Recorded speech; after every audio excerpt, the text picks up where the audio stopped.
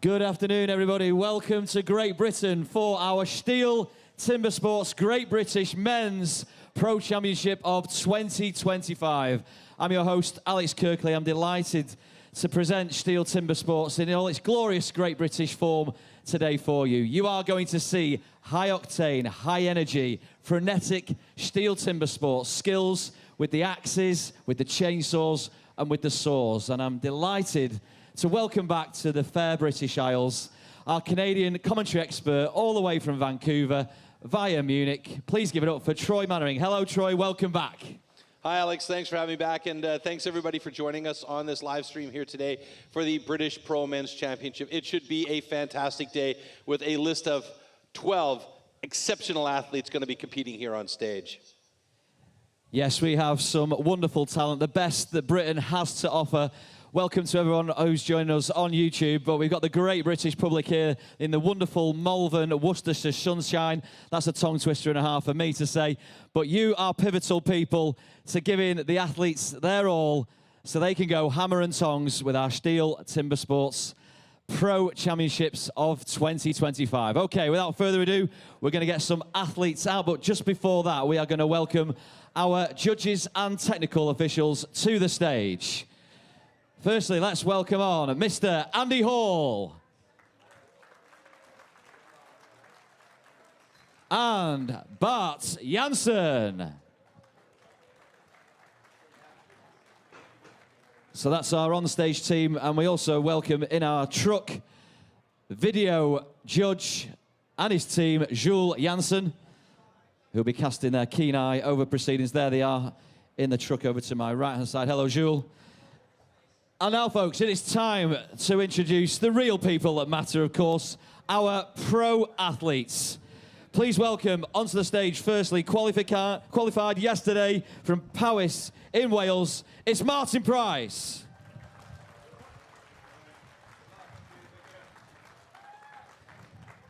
Next up, a legend of timber sports in Great Britain. He was a runner-up in 2019 from Knighton in Wales. It's Johnny Lewis. Next, onto the stage for our 2025 competition, former rugby player from Denbigh in Wales, Osh Williams.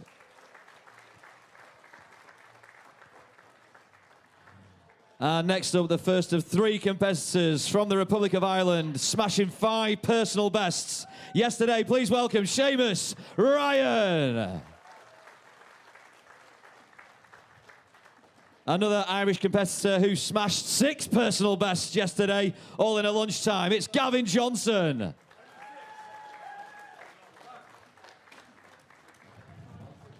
And next up, an Irish record holder and top qualifier yesterday. Please welcome Dara Clogger.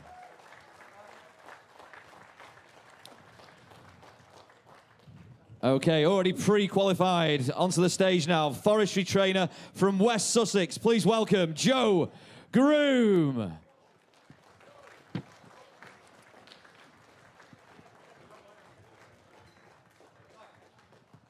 Next up from Team GB, we have the one, the only, George Spencer.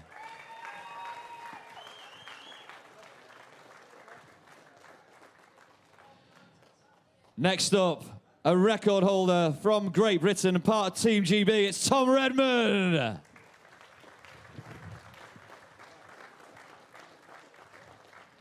Another member of Team Great Britain and Scotland's first ever pro athlete, it's Graham Turner. Penultimately now, last year's runner-up, a former champ and 2 times record holder at STIHL Timbersports, Rob Chatley. And finally, our top British pro, the 3-time reigning timber sports champion. Please give it up for Glenn Penlington. So, Troy, we have our cast of top athletes, our stars. What can we expect from competition today? Well, all I can tell you is the competition today is going to be intense, especially seeing as we added a few additional surprises in there with our Irish athletes. They were fantastic during the qualification yesterday, and they might put a bun in the bonnet of a few of our guys here to really motivate them to do well today. And again, we welcome everybody who's watching us on the live stream here to the Great British Championship Pro Championship 2025. We hope you do enjoy the proceedings, and it is going to be fun. 6 events coming your way in 3 rounds, culminating in the hot saw at the end of the day. But before that, these athletes have to survive the first 2 rounds. So before we go further into that, let's check out our competition format and how this is going to work. The STIHL Timbersports individual competition. In the first round, all athletes compete in 3 disciplines: the underhand chop, the stock saw, and the standing block chop. The times achieved will be converted into points upon completion of each discipline. In round 1, a difference of 1 point applies in each discipline, thus the fastest athlete receives 12 points and the slowest only 1 point. Any rule infraction will result in a disqualification, and the athlete will receive 0 points for that discipline. At the end of the first round, the athletes with the lowest scores are eliminated. Only 8 athletes make it to the second round. In this second round, the remaining athletes compete in the single buck and the springboard for increased scores. With 2 points difference between placings, the fastest athlete now receives 16 points and the slowest receives 2. The 2 athletes with the lowest total points are eliminated at the end of round 2. Only the top 6 reach the third round. In the third round, anything is still possible in the hot saw, as an increased score interval of 3 points applies in this final round. The fastest athlete can score up to 18 points at the hot saw, the slowest only 3 points. The athlete who manages to achieve the highest total score across all 3 rounds is the new champion.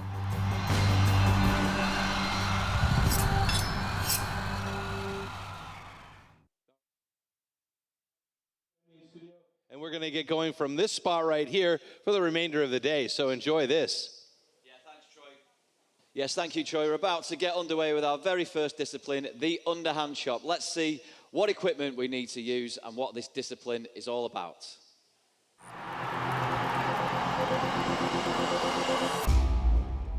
The axes used in timber sports definitely can't be bought at your local hardware store.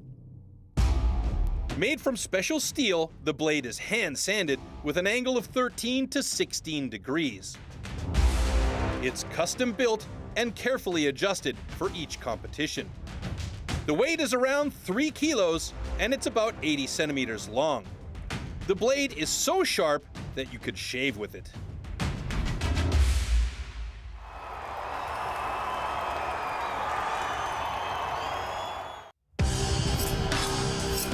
Underhand chop. In the past, the underhand chop technique was used to split logs. Standing on a horizontally anchored block, the athletes cut through a 32-centimeter log. The block has to be worked from both sides.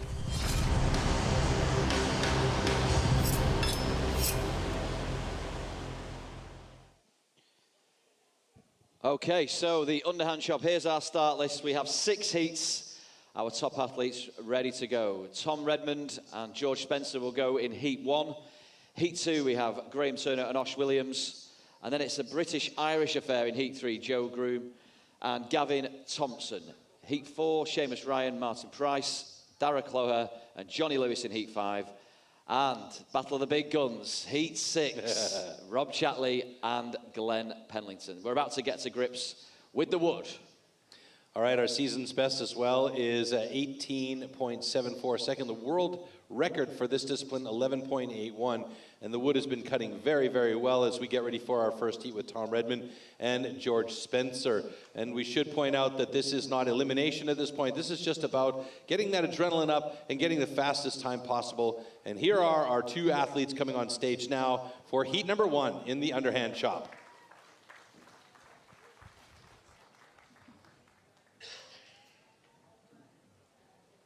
So this is Tom Redmond with a personal best underhand chop.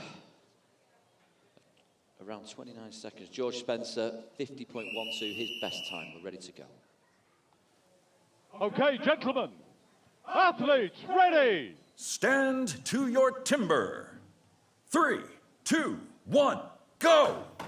All right, Tom Redmond in there very quickly, timing his entrance into the log right with the go. And George Spencer right there with him as both of them are chipping out some really nice pieces off that block. George Spencer over to the second side about, oh yeah, he's well ahead of Tom Redmond on that second side. Redmond comes over to that second side about 5 drivers behind George. So George may well get a PB time here if he can get through there nice and quick today.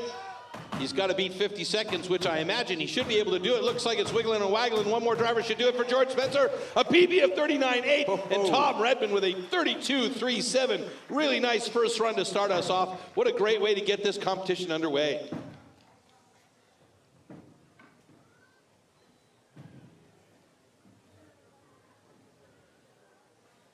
Okay, in comes Judge Andy Hall for the final verdicts on our first heat. Okay, congratulations. Both cuts are good. Nice Troy, to see. we are off to a flyer. We are off to a flyer. George Spencer obliterating his previous personal best of 50.12, taking 20 seconds off of that, getting a 30.63 personal best. So that's fantastic for George. The wood has been really cutting well as we look back here on the slow-mos. And George started this off great, switched to that other side really, really quickly. So obviously George has been working hard on the underhand chop to make sure that he is up to snuff to be able to compete with all the big guns here. And he did have a big gun with George, or with Tom Redmond next to him on stage. Yeah, and in our 40th anniversary year, both our athletes smashing that up like a birthday piñata. No chocolates coming out of the middle of that one, fortunately. Okay, so the heats come thick and fast, and we're ready with Heat 2. We have Scotland's finest Graham Turner and the Welsh wizard Osh Williams. Watching these guys and looking at the tail of the tape, personal best for them are not too far off of each other.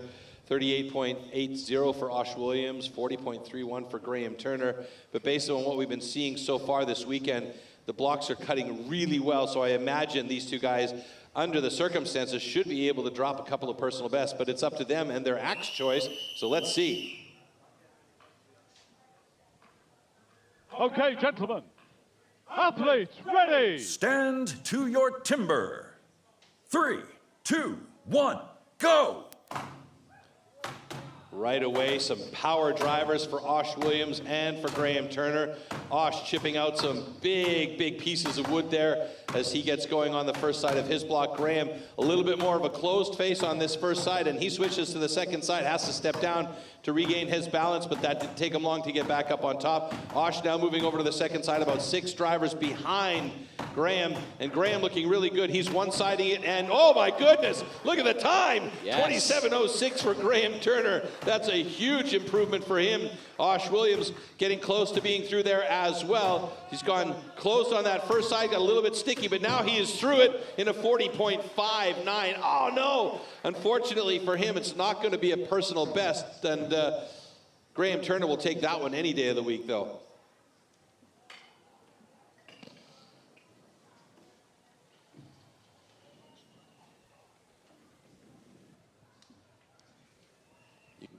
Okay, congratulations. Both cuts are good. All right, so Graham Turner drops himself a personal best on that block, looking very good out there. Osh was close, but just a couple of seconds delayed him. A few sticky axes, that's one example right there, where he got it in a little bit too deep, but he was chipping out really nicely through the start of this cut here. A little steppy, but not too dramatic, and you can see he got it with all the power that he has. He got a couple of sticky axes in there. This one was Graham's drive through, and you can see Osh got it sticky again, and that really just, it drags your time down through the mud.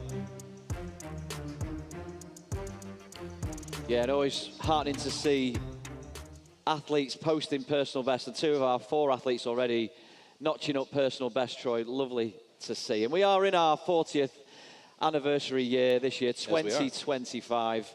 We're going to have a look now at the rich and glorious history of STIHL Timbersports throughout the years. Expert woodsman who can cut down a tree more easily than most people can chop one up. When it really comes to tackling large lumps, you can't beat the men of the forestry companies. An An axeman's gathering. This is Thomas losing the ball to get to it.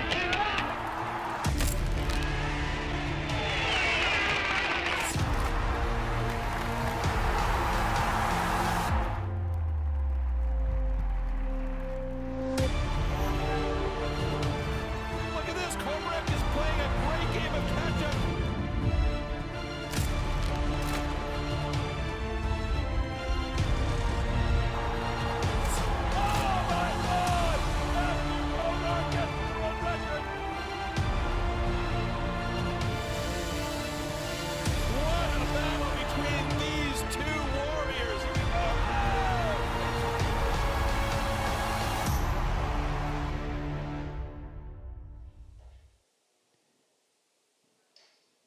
Awesome stuff. Yes, we're already off to a flyer here. 2 of our heats down in the underhand chop. Troy, quick summary of what you've seen so far. 2 personal bests already posted. We're off to a frenetic start. Yeah, I mean, we've seen really good cuts on the wood lately this weekend and the earlier shows that we've had here as well. And I mean, the choice of axe plays a key role, obviously, and a couple of these guys have made really good axe choices on the test blocks, and we've seen the personal best drop. And we always like to see the personal best go by the wayside because that shows you, 1 thing, the wood is good, and 2, the guys have been training and making sure that they're on par and fit for these competitions, because the winner from this competition will qualify to go to the World Championships in October later this year, and they've got to be on point if they want to compete with the world's best. Yep, eyes on the prize for Milan come the autumn time. Now, our next heat, Heat 3, sees Joe Groom take the stand with Gavin Thompson. And again, you see the tail of the tape there, personal best really close to each other. Joe Groom, he's a big man, he's a strong man. Gavin Thompson, he was destroying the blocks yesterday. Rumor has it that he's got a massive collection of My Little Ponies, so that's quite interesting. But I've also heard that he wants to sell that collection and become a worm farmer. I don't know. This is just information that I've passed on.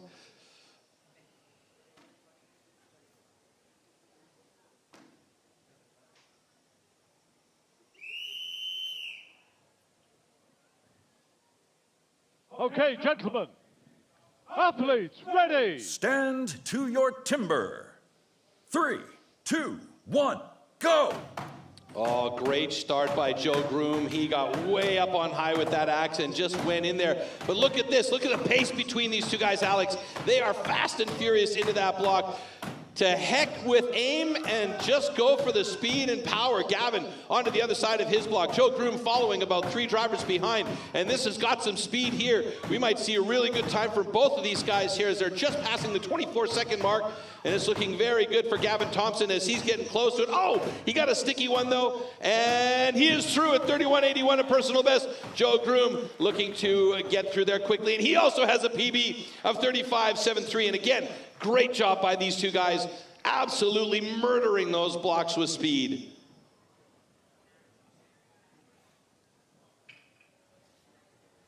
Oh, look at that big sliver chip that came off. Man, oh man. Okay, congratulations. Both cuts are good.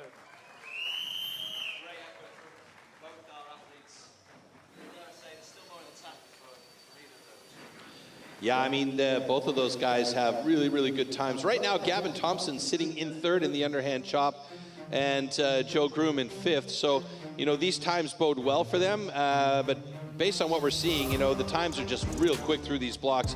But the thing that's really impressive about these 2 guys here is the pace that they were hitting at. They were just bang, bang, bang, bang. There was nothing about aiming in this project at all. They were just going for it.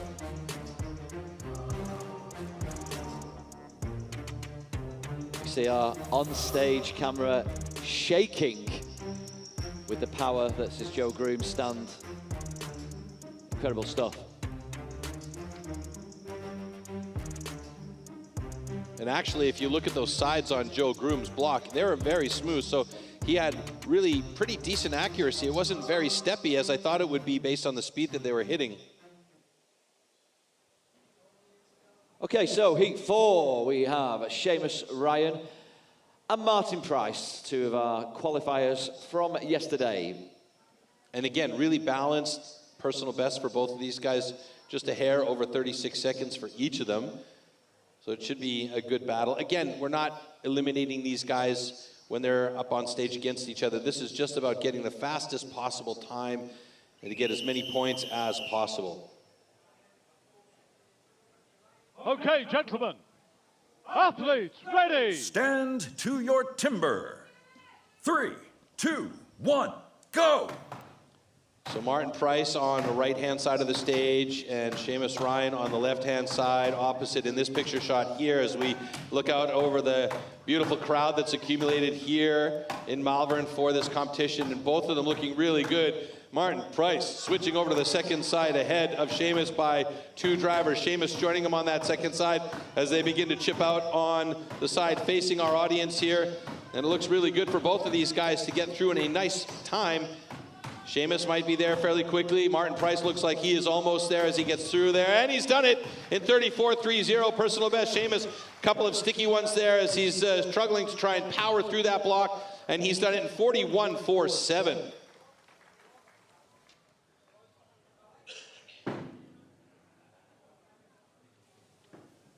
So quick check to make sure that he's got everything fair on his block. It looks good.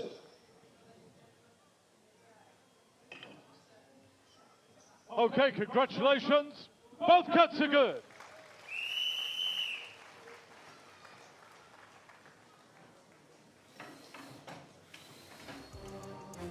Troy, why do we see so many personal bests tumbling today? Athletes on great form, preparation, training. Well, there's a bunch of things that factor in here, and I had a long conversation with Bart Janssen about this yesterday. Basically, this competition wood that they've got is in perfect shape to accommodate the athletes when they choose the right axe and when they're in good shape to accommodate good records and breaking personal best. So that's what we've seen all weekend long so far, and that's what we're seeing again here today on stage during our Great British Pro Championship. All right, so we have a couple of heats left to go in this underhand chop discipline. And it's Graham Turner who's currently taking the full fat 12 points, but he's there to be knocked at. Well, as you see there, Graham Turner with those full 12 points. Just behind him is George Spencer. And then Gavin Thompson in a very nice third place. But those guys could well be upset by the next 2 heats coming up because we have some of our top athletes coming up in those 2 heats. In heat number 5, we have Derek Clower and John Lewis. And then in heat number 6, we have Rob Chatley and Glenn Pendlington. So that's going to be interesting. Yeah, and Dara's coming into this on top form, and he's in the next heat, Troy. And like we say, we are celebrating our 40th birthday this year. We've had cake and party poppers here in our studio truck tent. And it's been a wonderful celebration so far, hasn't it? It has been fantastic, and to celebrate those 40 years, we've made a video. Let's take a look at that right now.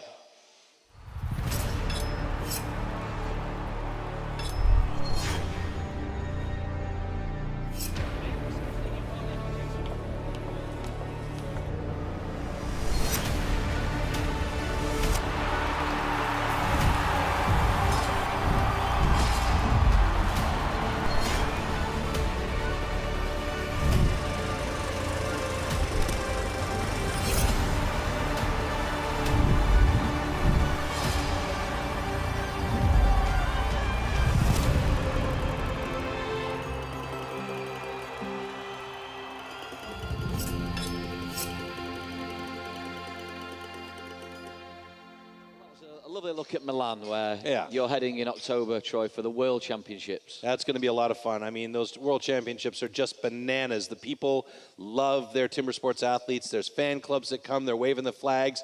The vibe is just absolutely amazing by those events. Yeah, and we're hoping to keep the vibe going here in Great Britain for the next of our heats in the underhand chop.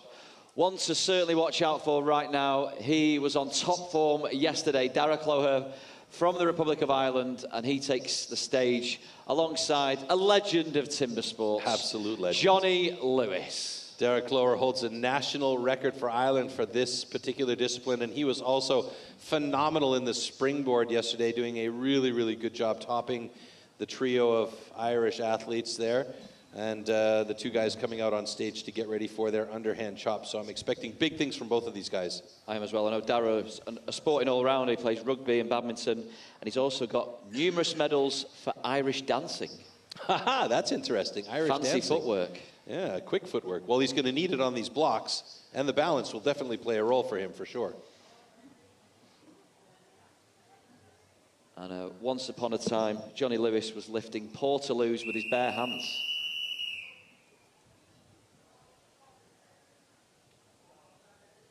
Okay, gentlemen. Athletes, ready. Stand to your timber. 3, 2, 1, go! Right into it, and look at the pace that John Lewis goes straight for speed. Derek Clore right there with him, though. Maybe not quite as quick on the pace as Johnny Lewis as he switches over to the other side and starts working on side number 2. Derek Clore 3 drivers behind Johnny Lewis as he moves to side number 2. And you can see those chips coming off beautifully for both of these guys. Johnny's front face is a little more closed than Dara's, but he had an open face on the backside, so it's looking good for him to get through here fairly quickly. And Dara's through at 31.26. Johnny Lewis almost there, that wall, and that's wiggling and waggling a little bit underneath the power of the big man. Oh, he's got a bit of a sticky one, though, and he's struggling to get through those last few drivers as he wants that to be gone. Come on, Johnny. Oh, that is a rough one for John Lewis at 48.83. He was expecting much more of that one. And I believe Derek Clore was also expecting more there, too.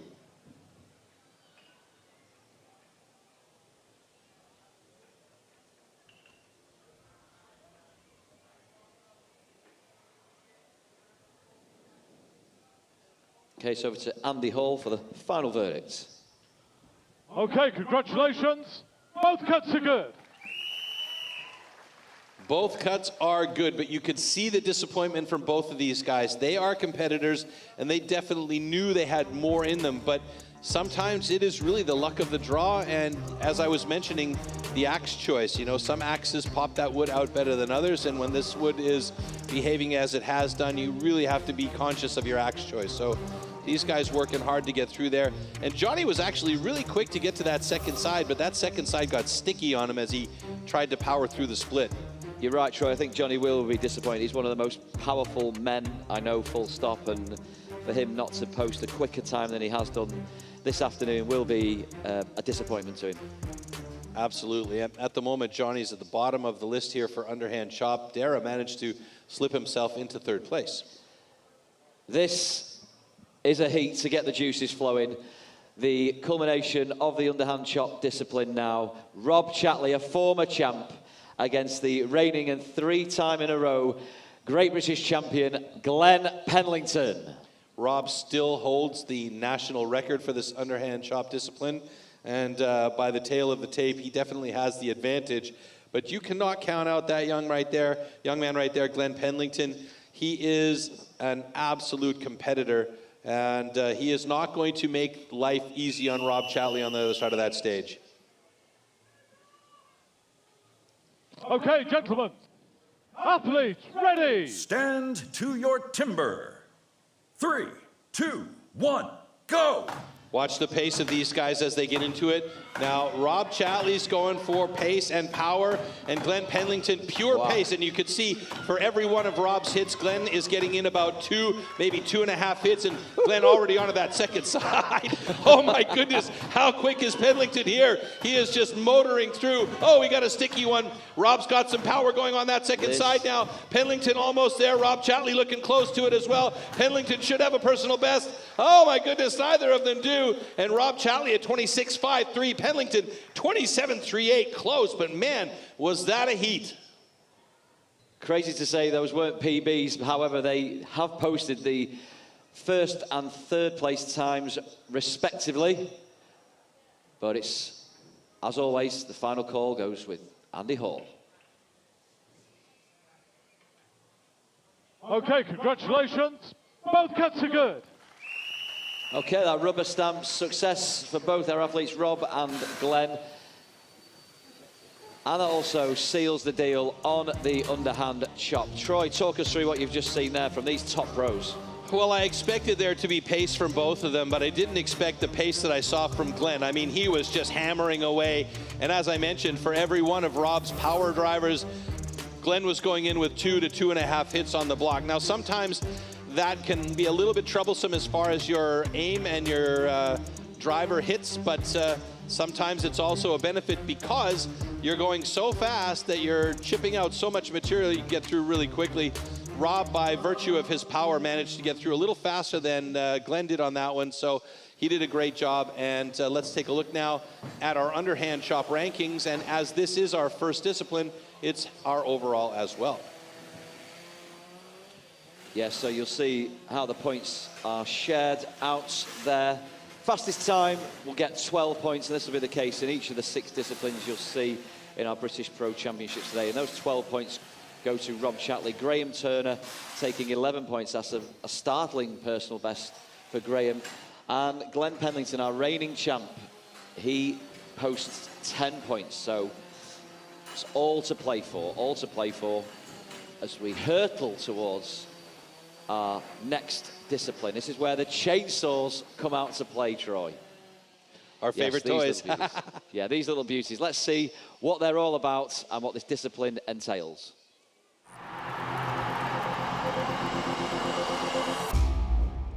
The STIHL MS661CM stock saw is used in STIHL Timbersports as the ultimate test of operator skill.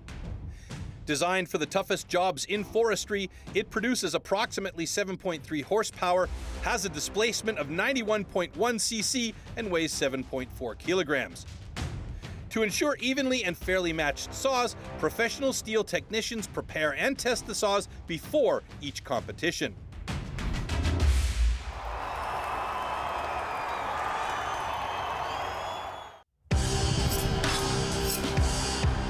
Stock saw. After the starting shot, the contestants have to cut 2 wooden discs, so-called cookies, within a 10-centimeter mark. 1 downward and 1 upward.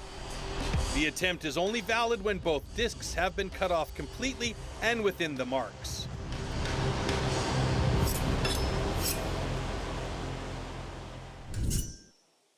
Rightio, stock saw. 6 heats again. The first heat will see Tom Redmond and Martin Price. Then we have Graham Turner, Seamus Ryan. Right the way through to the final heat, heat 6, Johnny Lewis and Osh Williams, who are looking to recover and gain points as we continue this Great British Pro Championship of 2025. There we go, Tom Redmond, Martin Price. Yeah, these two guys should be interesting to watch on stage. Also, you'll notice that the world record for this discipline is 8.51 seconds, and Gerald Lloyd got an 8.93 for the season's best. So that is 3rd best in the world right now by a British athlete, and that was done yesterday during the qualifier.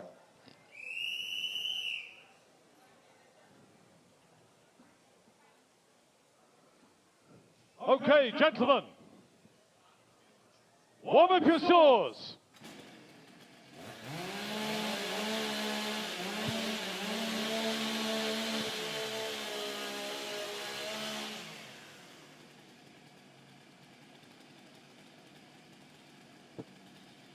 Athletes, ready! Stand to your timber. 3, 2, 1, go! Oh, Tom Redmond with a fantastic clip and pick. Oh, his transition was a little bit chunky, though, as he cut out, but noticed it in time. And there are 2 personal bests on deck, ladies and gentlemen. Tom Redmond and Martin Price, both with a PB, and looking at 10.27 for Tom and 10.37 for Martin. How close was that, Alex? Yeah, extremely close. We'll get the final call now from Andy Hall. Okay, congratulations. Both cuts are good. Yeah, so let's pick the bones out of this now, Troy. It looks like the simplest timber sport out there, but I'm guessing that's not the case at all. Well, no, it's really about feel for the machine. You got to listen to the machine. You can see here Tom got a really nice entry into the block, but his angle moved in towards the inside. So when he came up, understanding that he should be in alignment, the material just wasn't there, so he had a little cutout. So thankfully he noticed that and repositioned his saw within that marked line and managed to get that cut clean. And he did a good job to actually pay attention to what was happening. And this is also knowing your machine. If you feel like it's just not gripping, then there's got to be something wrong there. And he had a quick look over and made the adjustment. So good for him. And he actually managed to get 10.27, a personal best, even with that mistake. Imagine had he been there clean. Okay, so heat 2. will be Graham Turner and Seamus Ryan. And you see again, you've mentioned it before, Troy, personal bests are so close to each other, a matter of milliseconds. Yeah, it really is. And I mean, among the best athletes in the world in this discipline, there's not going to be a lot of difference between them. So really, it's about literally what you say, milliseconds to get the win or to, you know, be dropped down to the bottom of the ranking list. But between these two guys, it's anybody's game. So Graham Turner just getting there, setting up. And you'll see these guys will sometimes use a grease pen to mark the block just to give them a guideline where they want to start their first cut and guide them on their upcut. Okay, gentlemen, warm up your saws.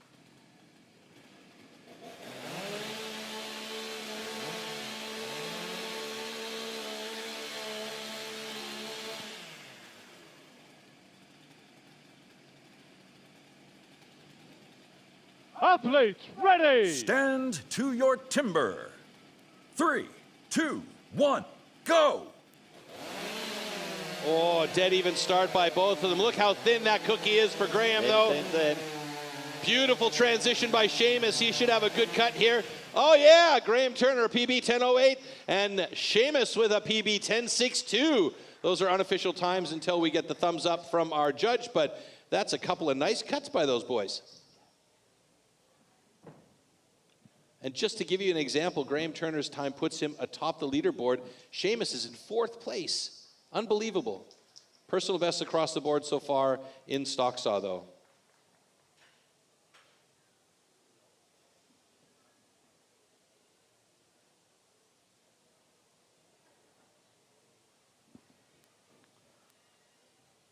Okay, congratulations. Both cuts are good. It just goes to show, Troy, there's 0.48 seconds between Graham at the top and Seamus, who's now in 4th place. It's minuscule. It's unbelievably minuscule.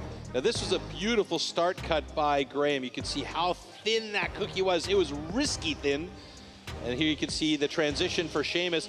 A little bit of a downswing, but he was on point with the upcut, and so was Graham. Beautiful cuts by both of those guys, staying away from that blue line, which is very critical.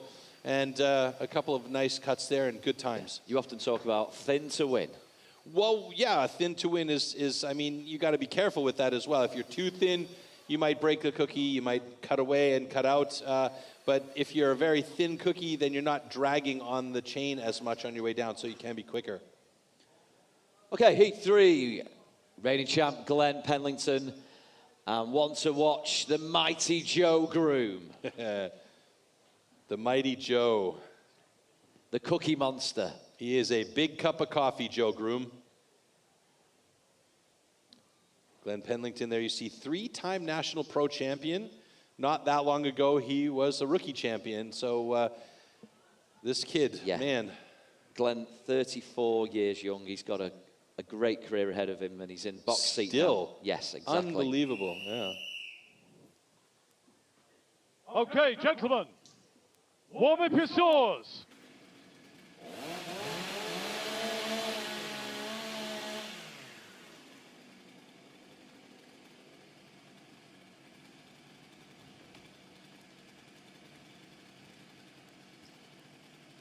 Athletes, ready! Stand to your timber.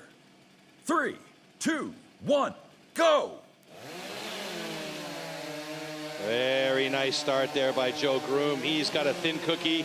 Glenn as well. Oh, that upcut by Glenn is looking really nice. Yes. And he's going to have a good time. Both of them with PBs as well. Glenn Penlington, 10.02, and Joe Groom, a 10.68. But the transition by Joe was scary close to that line. Look how thick that second cookie is.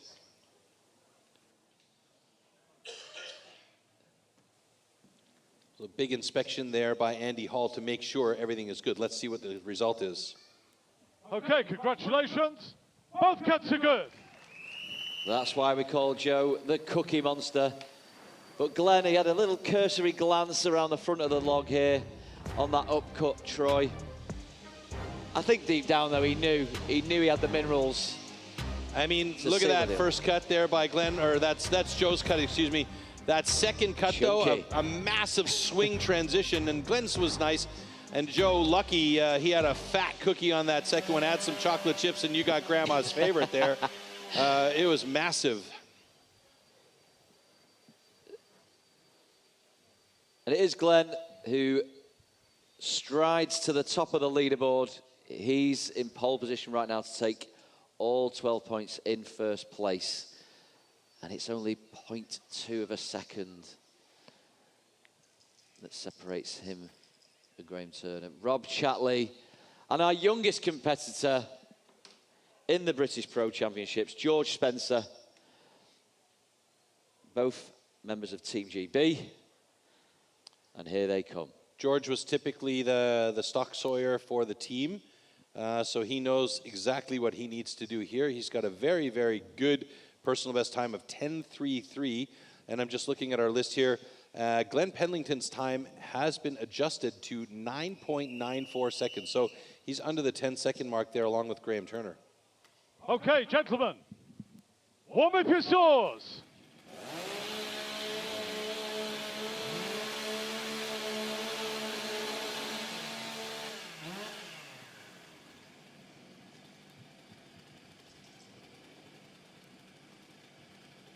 Athletes, ready! Stand to your timber.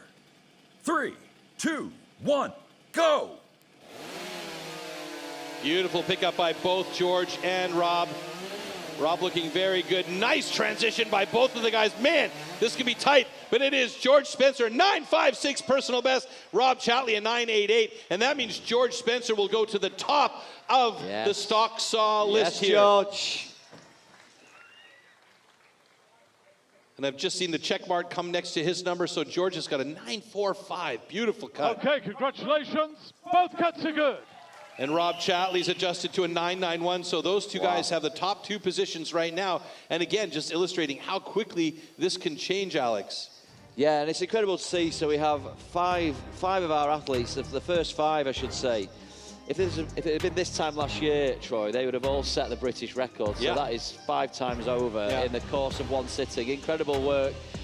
It just goes to show the training and the determination, the focus these athletes have got this afternoon here. Real improvements year on year.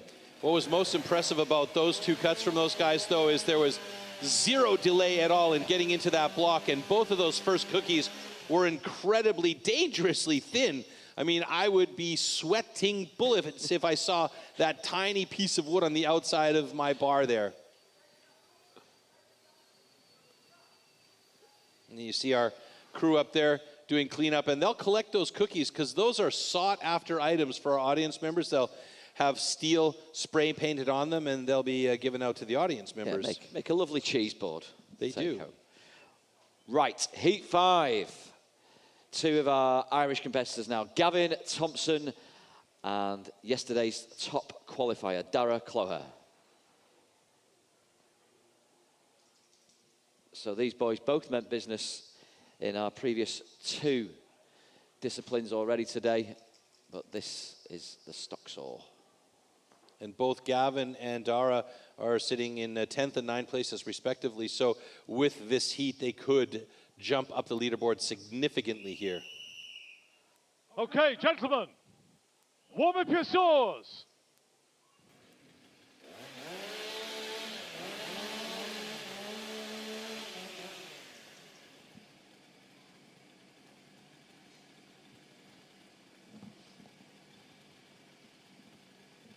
Athletes, ready! Stand to your timber. 3, 2, 1, go! Oh, no delay at all by Dara to get in there. Gavin, same thing for him. Directly into the wood. Upcut is Dara. Oh, how close were those cuts right there. 10.38 to a 10.66, just milliseconds separating the two guys. That's looking like a clean line there. 2 cookies on the deck, so we should be good to go for both of these guys with some nice times. Okay, congratulations. Both cuts are good. All right, Gavin with a 10.25. That puts him squarely in the middle of the rankings right now in stock saw in 5th place. Let's look at this again. Zero delay for either of them getting into that block. pull that trigger, make that first cut. Watch the transition right here. A little bit of a slide over, a bit of a fatter cookie, and a delay on the upcut for Dara, and Gavin with a beautiful second cookie. Too thin to win is good to go. Now this is our final heat now in the stock saw. And we're going to have Johnny Lewis and Osh Williams there.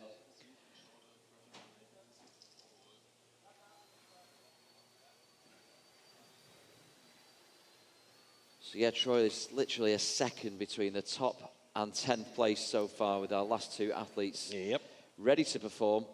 They'll be on the stage very, very shortly, just our clean-up crew. Johnny Lewis is actually a really good stock sawyer, so it'll be interesting to see how he does here. And Osh Williams, wow, his tail of the tail. I didn't realize he was so quick there. Yeah. Man. Osh yesterday really impressed in qualifying, and he's arguably in the form of his life now, and he's been part of the Timber Sports family for a fair while, and everything seems to be coming good at the right time.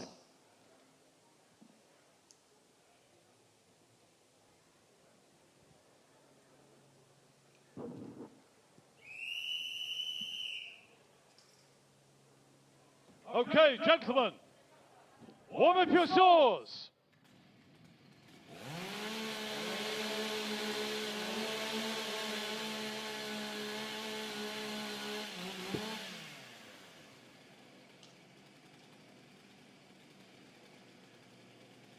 Athletes, ready! Stand to your timber.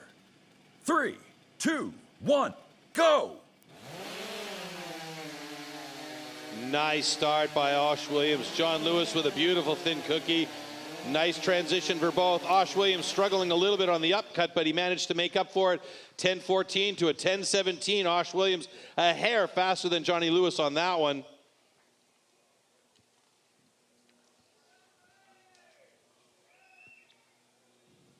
Nice run. Nice run.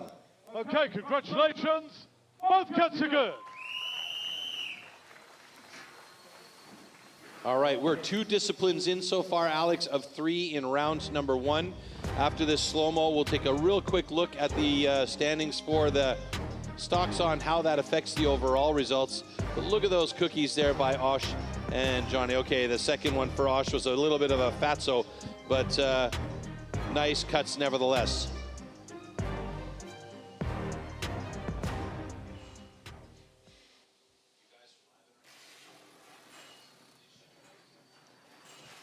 All right, so let's have a look at the stock saw results and where the points go. Wonderful to see this board littered with PBs, personal bests, for the vast majority of our athletes. And the times today, Troy, so fast. So fast. I mean, incredibly fast. But this is not the interesting one. I mean, yeah, of course it's interesting, but let's take a look at how this affects the overall standings here. If we can get that overall graphic up so we could see underhand chop is done. Stock saw is now done, and take a look at the overall rankings there. Lovely infographic, the chopping and changing of positions. So Rob Chatley takes over that top spot. Glenn Penlington in 3rd place, still in a good attack position as we head towards our next discipline, which will be the standing block chop. Yeah, 1/3 of the way through. The standing block chop is up next. But here's where these guys need to really perform, because the standing block chop is the last discipline in round 1. So they have to gain points here in order to be among the top 8 athletes that are going to move to the next round and continue on in this competition. Standing block chop, it's an original extreme sport. It's an original timber sport. Let's have a look now at what it's all about. Standing block chop. At the standing block chop, the felling of a tree with an axe is simulated. A vertically positioned wooden block with a diameter of 30 centimeters has to be cut through both sides. A powerful and precise swing with the axe is the premise of a good result.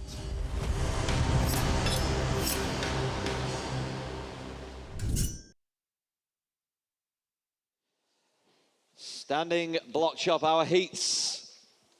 6 heats again, as Troy's mentioned. We're going to be whittling down our athletes as we progress through the disciplines. This is our 3rd discipline, the standing block chop. Gavin Thompson and Joe Groom go in Heat 1. George Spencer, Martin Price, Heat 2. Osh Williams and Seamus Ryan in Heat 3. Dara Cloher, Rob Chatley in Heat 4. Heat 5 will see Graham Turner and Tom Redmond. And the final heats will be Johnny Lewis and Glenn Penlington. Two proud Welshmen in the final heat. Yeah, and this is a critical mass now for the guys that are a little bit lower down than the 5th and 6th places. They want to get some good points here because they need to be among the top 8 in order to be able to progress to the next round. And you can see the athletes setting up their blocks right now. Now, it is the responsibility of the athlete to place their blocks that they've received in the lottery into these stands and get them secured in place. So you can't say that somebody else messed with your block. Otherwise, they'll knock your block off. Right, so, Troy, consistency is key throughout the events, and this is the last chance for our athletes to put themselves in the frame to be in the top 8. Now, we're looking at the top 3 right now. Glenn Penlington, 10 points in the underhand chop, 10 points in the stock saw, great consistency. George Spencer, he posted 9 in the first discipline, and a wonderful 12-point finish in the stock saw. Likewise for Rob Chatley, got the full fat 12 points in the underhand and 11 in the stock. So consistency is key. Absolutely, and that's going to play a role for these athletes. If they can stay consistent throughout this competition, they're going to have those lovely points as we take a look at some of our skydivers coming in to celebrate the event here. 40 years of STIHL Timbersports. 40 years of STIHL Timbersports. In Great Britain and across the world. So, yeah, flying the flag high over Malvern. There'll be more points dropping our athletes' way today. All right, so it looks as though stage is set for our next set of heats in standing block chop. Yeah, first up it's Gavin Thompson from Ireland, and from West Sussex in England, Joe Groom. Gavin Thompson currently sitting on 13 points. You could say he's been consistent with 7 points in the underhand and 6 points in the stock saw. So here's an opportunity for him to gain some points and maybe move himself up in the ranking ever so slightly. Dara Cloher is at the moment on the bubble in 8th place. But again, this is an opportunity for these guys to gain some points. Here we go. Yeah. Joe's going to let loose with some pent-up frustration because one of his pet hates is seeing people take selfies with their pets, I believe. Okay, gentlemen. Athletes, ready. Stand to your timber. 3, 2, 1, go! These guys are setting a good pace. They're pretty much on par with each other as far as their drivers. Gavin Thompson, really accurate hits on his block, moving over to the second side of his really quickly. Well, hopefully he can keep that calmness that he had on that first side and just continue. Look how smooth those sides were. Only one little step there. Joe Groom just going for pure power in trying to get through there. Gavin Thompson looking really accurate. He's going to drop that one, and 30.78, a PB for him, and a great job, and a nice PB for Joe Groom as well, and a 33.80. He almost looks disappointed at that, but you know, you got to be happy with getting a personal best. That means there's improvement going on, and I'd love to see those personal bests drop. Yeah, two powerhouses there, Gavin and Joe. Okay, congratulations. Both cuts are good. Yeah, there was that little puff of the chest from Joe there, but I just think he knows the power that he has, and I think there's more to come from Joe. It could also be that during training he's cut faster than that and was expecting more out of himself. So it's a, you know, your own worst enemy a lot of the times. But look at these edges here, these beautiful hits from Gavin, just fantastic accuracy on that first side, and that accuracy means quickness. Yeah. And he moves to the other side very fast and got through there in a good time. And speed is key. This is Joe Groom, and he'll have had one eye on the fact that he's coming into this discipline. He was in 11th place, and only the top 8 qualifiers. You've mentioned Troy. So, you know, is his time of 33.6 going to be enough to propel him to that next stage? We will see. National record 18.56. And Martin Price and George Spencer next up on deck.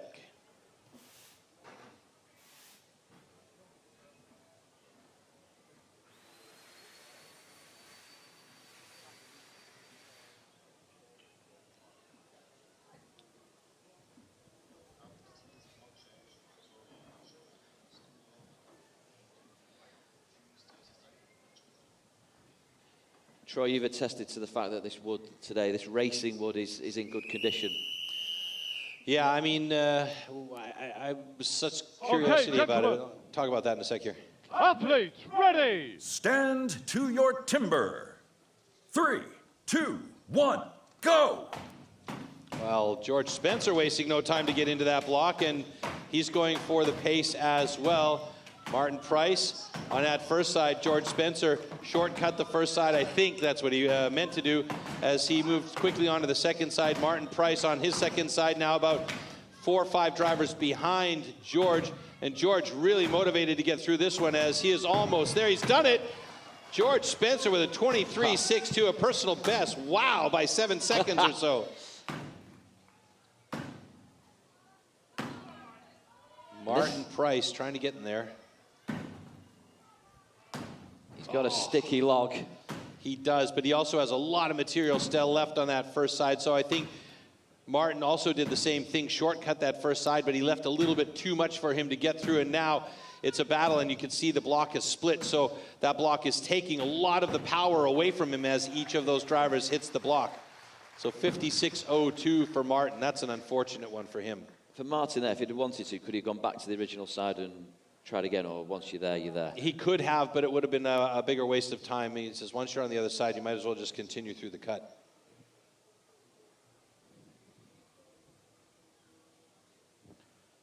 Okay, congratulations. Both cuts are good.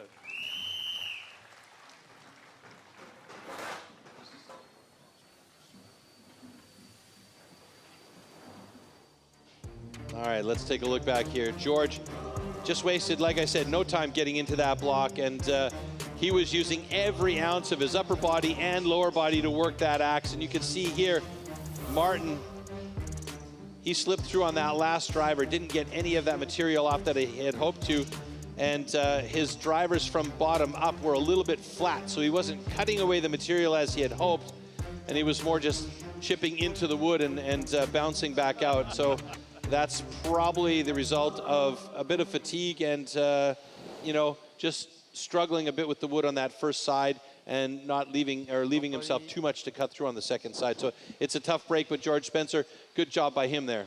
We have a couple of moments now to talk about the wood itself, Troy. We talked about the fact that it's in great condition, this wood today. Yep. It's ready to be raced at. The athletes are powering through it. You can see that by the nature of the personal bests that are tumbling. This wood, though, it's STIHL as a company takes sustainability into the heart of everything they do at the moment. They do, in fact, and they spend a lot of time making sure that this wood is sustainably managed, harvested, and used after the fact. So let's take a look at what actually happens once these competitions are done.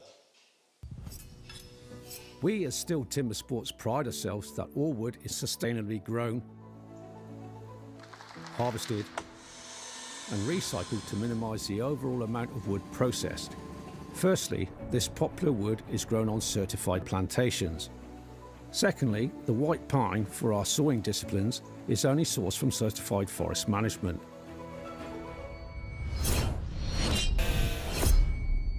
After all our STIHL competitions, all the spent wood is collected and recycled right down to the wood chips and sawdust, which, for example, is converted into renewable energy in the form of wood pellets for biomass. We quest to find certified partners. This ensures that all newly planted trees are nurtured and managed, promoting maximum efficiency and sustainability for the future conservation of our valuable forests. Therefore, as you can see, with good harvesting practices and good management with silviculture, the ground is quickly replaced by new trees, or could even be used for arable for farmers and future rotations.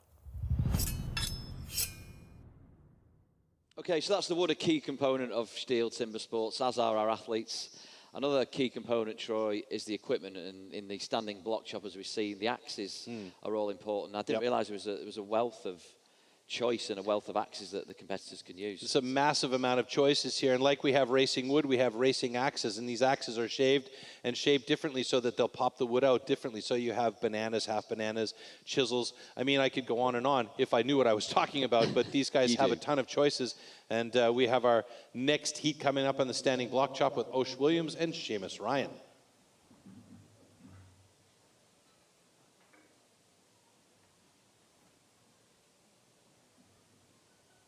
So Osh there's got 2 axes ready, as has Seamus. Yeah, these guys will do that because sometimes we've seen axe heads break or the handles break, so having a backup is a good idea. Athletes, ready! Stand to your timber. 3, 2, 1, go! Nice start by Seamus Ryan there. He goes for 3 down and starts working on the top. Both of these guys, Osh Williams, plenty of power in him as well as he gets onto that first side. I think he's going for a deeper cut on that first side. Seamus Ryan moving onto that second side, left a little bit of material behind as Osh Williams is about 3 drivers behind Seamus on that second side, but he's gone a bit deeper on that first side. Could that bode well for him? Seamus looking pretty good here as he's getting close to the cut, I believe. Yep. And he's got that one down in 34.22, and Osh Williams is not that far behind in 38.05 personal best for Osh. Nice job.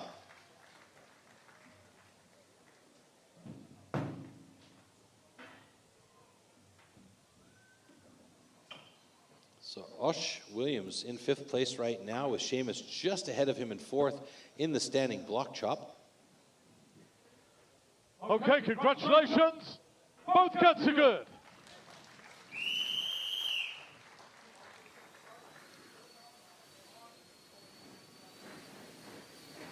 Right, 6 of our competitors out of 12 have now competed.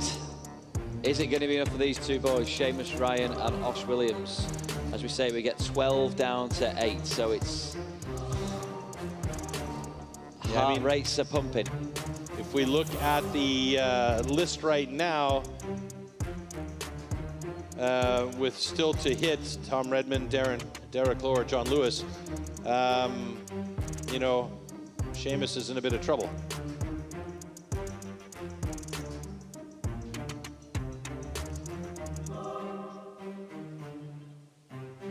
It wasn't the cleanest run for both our gentlemen there, was it? No, and I think I know what Osh was trying to do. He wanted to go a bit deeper on that first side so he didn't have to cut as much on the second side. And it worked well for him. I mean, he did a good job there getting a personal best as we go to our next heat in standing block with Rob Chatley and Derek Lower. Rob Chatley with the national record at 18 and change, so 18.56 for him. He is really a legend of British timber sports, though. PB today, break his own record. Here we go. Ready to Okay, gentlemen. Athletes, ready. Stand to your timber. 3, 2, 1, go! Keep a close eye on the pace that Rob tends to hit with. He goes fast and furious at this block, but he also has really good targeting skills with that axe. Derek Lower on the other side, still working on his first side of the block. Rob Chatley already on the second side of his as he gets to the 16-second mark. Dara moving over to the second side of his block, and Rob Chatley really trying to power through that one right now. He wants it off badly. He's not going to have himself a personal best, but he does have a very fast time, putting him in 2nd place in standing block results. Derek Lower looking for those power drivers to get that off, and he does it in 34.41, putting him in 6th place currently in standing results.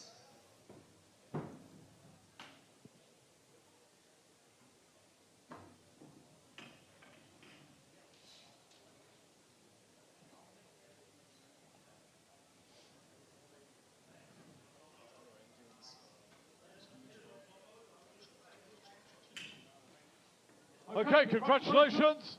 Both cuts are good. Troy, Rob Chatley there, he looked like he was on track to beat his own national record and personal best. He got round the second side of that wood in good time. He was bang on the money, but just that reverse section cost him day. Yeah, I mean, I think he saw something that we couldn't see from here. Maybe he thought that he could power through it with a couple of big drivers on that second side, and there just ended up being more material there than he thought. And he had to hit it more times than planned. And, you know, it took him longer to get through there. Nevertheless, you could see he really hammered that thing off the top. He did. Nevertheless, he is in 2nd place for the points tally. I mean, he is a big, powerful man, so, you know, he's got that going for him when it comes to this discipline. So you can see so far, George Spencer, with his 23.41 personal best, has the time to beat thus far in standing block chop. And that bodes well for him in the overall because he is currently sitting second behind Rob Chatley in the overall standings after this discipline. And there's only 2 more heats to go, heats 5 and 6, with Graham Turner, Tom Redmond, John Lewis, and Glenn Penlington.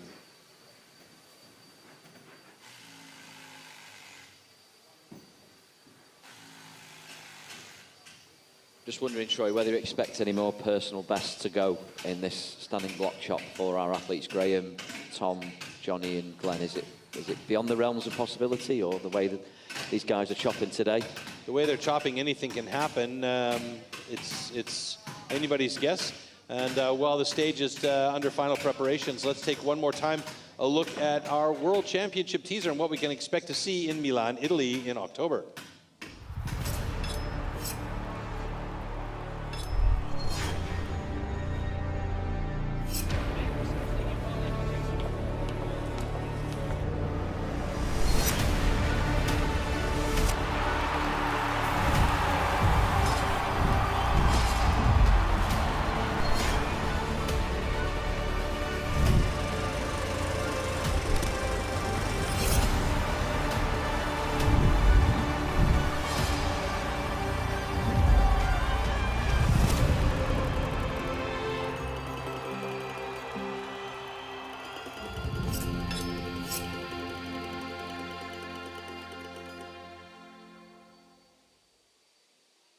So it'll be eyes on the prize.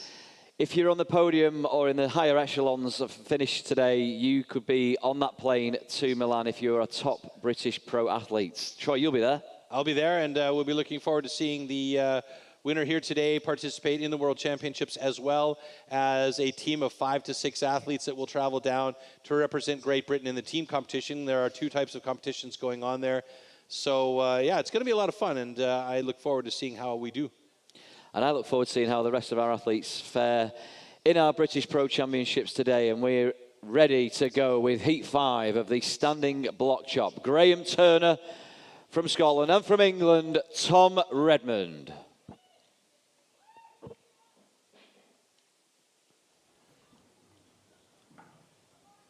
What are these final moments of preparation like for our athletes, Troy, as they weigh up the block? Just making sure that they've got their head wrapped around it. A lot of it is mental preparation at this point. Okay, gentlemen. Athletes, ready. Stand to your timber. 3, 2, 1, go! So Tom Redmond and Graham Turner, a couple of guys that are pretty evenly matched up in this discipline. Both powerhouses, both big men. It's Graham Turner switching over to the second side, 2 drivers ahead of Tom Redmond. And they know they're not competing against each other specifically in this discipline, but they are pushing each other to get that adrenaline flow and try and get that time fast. And boy, Graham Turner has done it. A 23.62 for him. That puts him just behind George Spencer in second place in the standing results. And Tom Redmond looking to try and get that done, but he's got it in 36.33. So it's a bit slower than what he's used to there.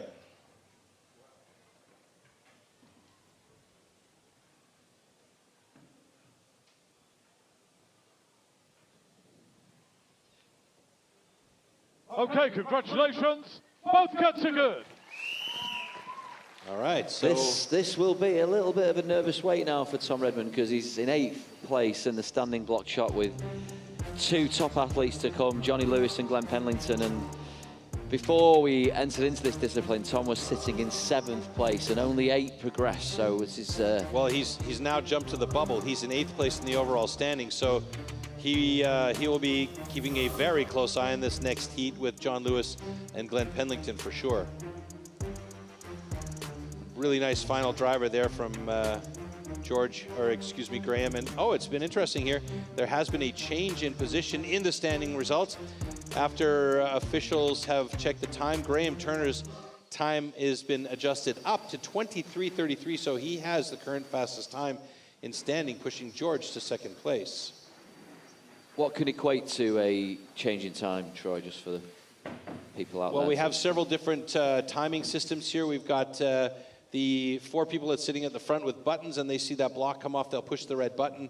And to avoid any human error, they also have the electronic high-speed camera timing system. So the two of them compared with each other, and sometimes what we do get is increased or rather decreased times after the competition control center check. Both these gentlemen with rapid personal bests, and if they can get anywhere near those times, they'll be in fine fettle when it comes to the points. And Johnny needs points to stay in the game. Okay, gentlemen. Athletes, ready. Stand to your timber. 3, 2, 1, go! Now, Johnny Lewis is a big man, and he has a lot of power, but he also has a ton of experience. So you can see here, Glenn Pendleton going for that pace again. He is so quick in the standing block onto that second side, under 10 seconds to get over there. And he is looking fast as he is through it already. Wow. Oh my God, a 19.48 personal best for Glenn Pendleton, and John Lewis onto the second side, trying to power his way through this block, rounding up on the 30-second mark. And he's got a bit of a tough block here as he went open on the first base, closed on the second one, and does it in 34.88. So Glenn Pendleton, top of the standing block result, excuse me, that was so fast I'm blubbering over here. Top of the standing block chop results with a bullet.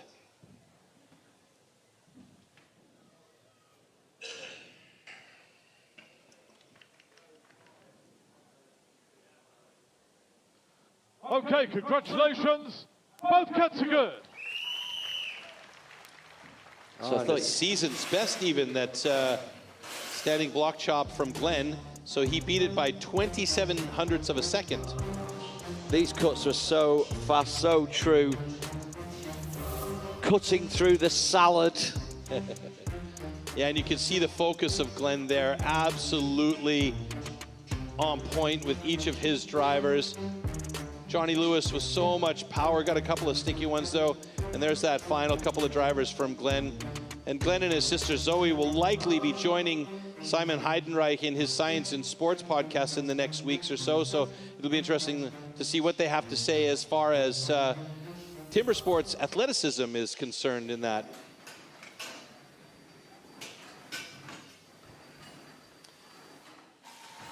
Wow, number of personal bests tumbling in the standing block chop.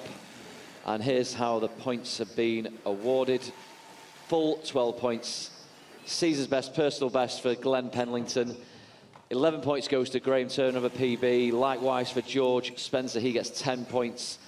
Rob Chatley, 9 points. Gavin Thompson, we saw a great performance from him. It's personal best as well to boot. 8 points for Gavin.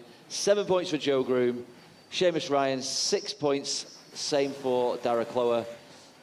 And 4 points goes to Johnny Lewis, 3 to Tom Redmond, 2 for Ross Williams, and a single point to Martin Price. Let's see what comes out in the wash at the end of our third discipline. Here we go. Well, with 3 disciplines done and dusted, that is round 1 out of the way. And that means we're going to take the top 8 athletes in the overall standings and move them to round 2. So Tom Redmond just in there. Just by the skin of his teeth, Tom Redmond. Yeah. The hair of his chinny chin chin, as it were. And the puffing of the cheeks we saw from Joe Groom is now justified, because I think Joe, in his heart of hearts, knows he could have made an assault on that top 8 if he didn't get himself caught up in the wood. But that's the way the cookies crumble for our cookie monster Joe Groom this year. You know, big mentions as well for Johnny Lewis and the rest of the guys who just fell short, Troy, when it came to the final reckoning after 3 disciplines today. And now it's getting interesting because we're going to add more points on the board. That means the top guy can get 16 points as opposed to 12 as we head through the next 2 disciplines in this second round. As we mentioned, it's the bottom 4 have been relieved of duty for the day, so they can go and chill and watch the rest of the activities. And it's never nice to see these guys go, but that's just the nature of the beast. When you're competing, you have to deal with those situations. So that said, our next discipline coming up is the single buck, otherwise known as the misery whip. Maybe we could take a quick look at what that looks like in the tool and discipline.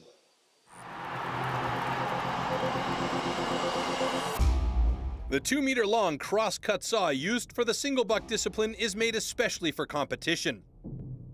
A series of consistently patterned 10-centimeter long teeth are cut with a laser on one side of the saw and then hand sharpened. Saw teeth are divided into two types, cutters and rakers, just like on the old school saws.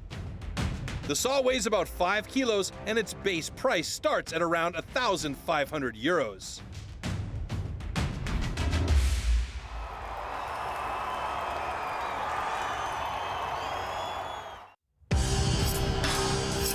Single buck.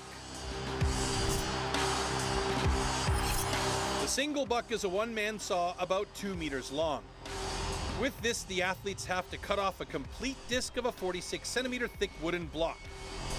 The perfect interplay between rhythm and strength is the key to success.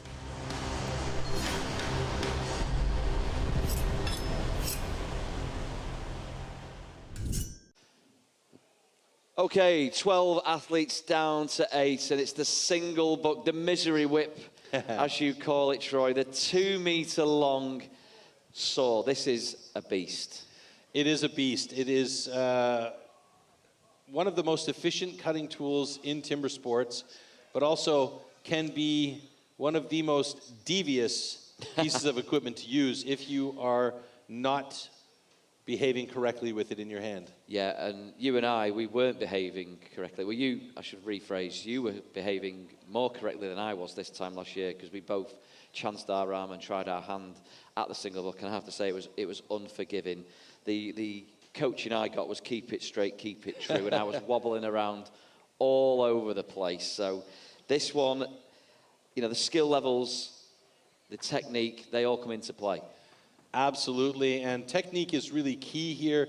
You want to keep that saw moving straight. If you angle it at all, up or down, that saw is going to hook up on those 10-centimeter long cutters or sweeper teeth and stop dead in its tracks. And that is something you don't want to have happen, especially if you're on a push through, because then what happens is the saw tends to bow or whip, which is one of the reasons why Sterling Hart mentioned it to me. He called it the misery whip for that very reason. So this is one of my favorite disciplines, but it's also one of those disciplines where you go, holy moly, you got to be on point with it.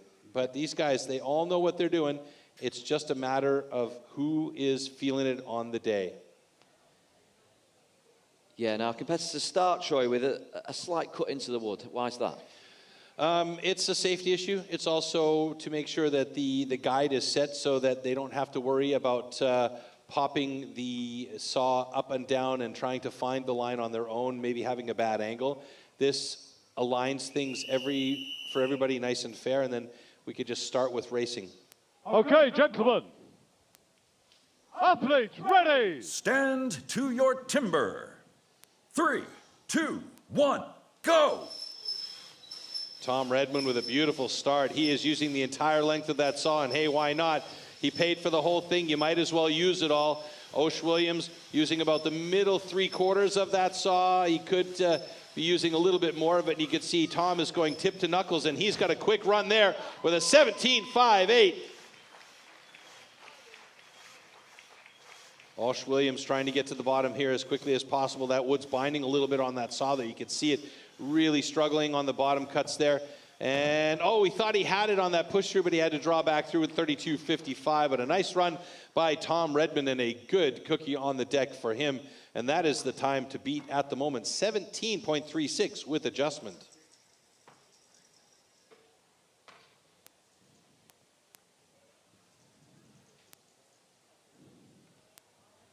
Okay, congratulations. Both cuts are good.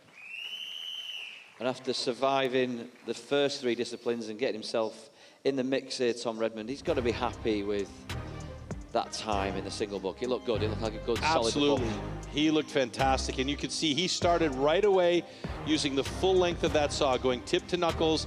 And that's the most efficient way to run that saw, unless you can be fast with your cuts and just run through the middle bow of the saw. But, you know, if you could be fast and long, hey, that's even better. Yeah. And of all the athletes on stage today, this is Tom Redmond's favourite discipline. So he's the only one that cites the single buck as being his favourite. He's not miserable about this misery whip. It shows. He's very good. I mean, it's my favorite as well. I like it.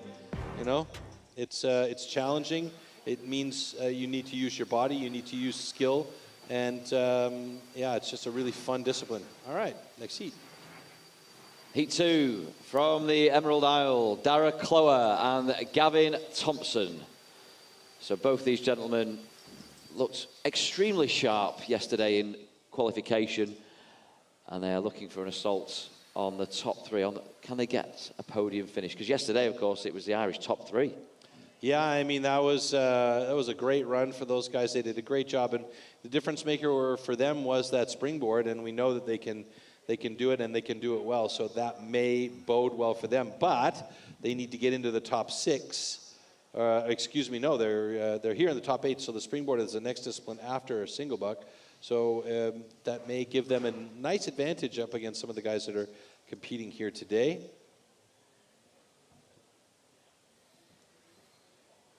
And nice to see smiles. Yes, always.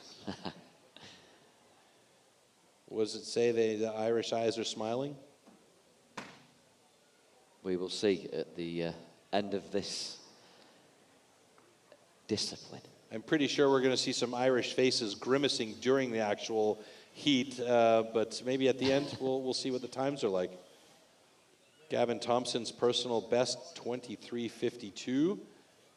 But again, the way this wood has been cutting, we may see some good times for both of these guys, Dara and Gavin.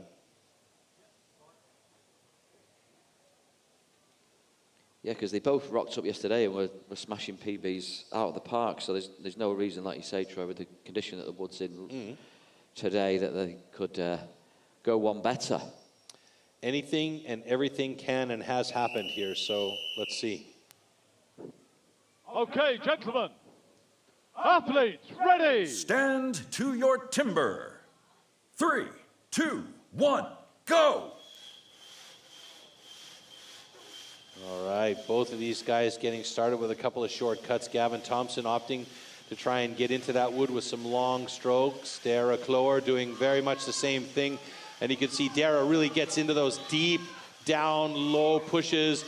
Gavin Thompson, he's a big man as well, so he can use those back legs, that back leg of his, as though he's got more than one back leg, to get through that thing. 25.40 for Gavin and a 27.64 for Dara. So Gavin Thompson right now just behind Tom Redmond in second place in the single buck results. And arguably Gavin could have gone a little bit quicker. Yeah. He just got a little caught about 3/4 of the way through, but let's say now. He's about 2 seconds slower than his fastest time, and I think maybe there was a little hookup that we didn't see there, or maybe you saw it and I didn't. Okay, congratulations. Both cuts are good. All right. So 2 more heats to go in our single buck. Let's take a look back here what we see with Gavin. Yeah, he's keeping that saw nice and straight. Yeah, you see there, just a little chop. You can see a little chatter coming on the backstroke of his cut. And then when he got into the middle of the cuts, he was keeping the flow nice. And again, there's a little bit of chatter. Dara Clower looking really smooth through the entire length of the cut, using the entire saw. It was a good run for both of these guys, and you can see, wow, that last little push by Dara was really struggling to get to the bottom of that wood.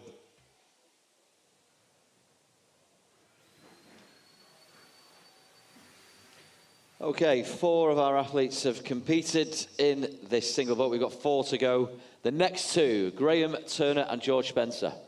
Now, Graham doesn't mark this as one of his favorites, but he is good at it. Look at his time, 16.74. So let's see if he can keep close to that. George, you know that he's been working on this. Oh, and I love the handle on Graham's saw there. That is just sweet. Yeah. Hot pink, just in case you miss him. I think that's for his daughter.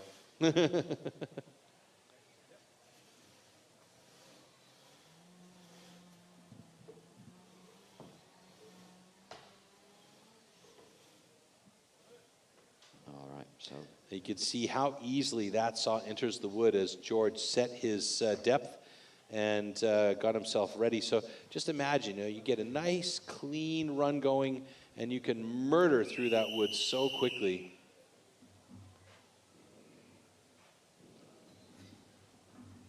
Okay, gentlemen. Athletes, ready. Stand to your timber. 3, 2, 1, go! So George going for those choppy cuts. He's not using the entire length of the saw. Graham is using pretty much the entire length of the saw, but he's using it fast, and he's looking very good as he gets to the bottom of this one. He's not going to have a personal best, but he's going to have a great time. 18.40 puts him in second place. George Spencer with a 21.09 has third place right now, and George is keeping himself in the mix to be on a podium today. He is looking very, very, very good, and Graham is doing much the same.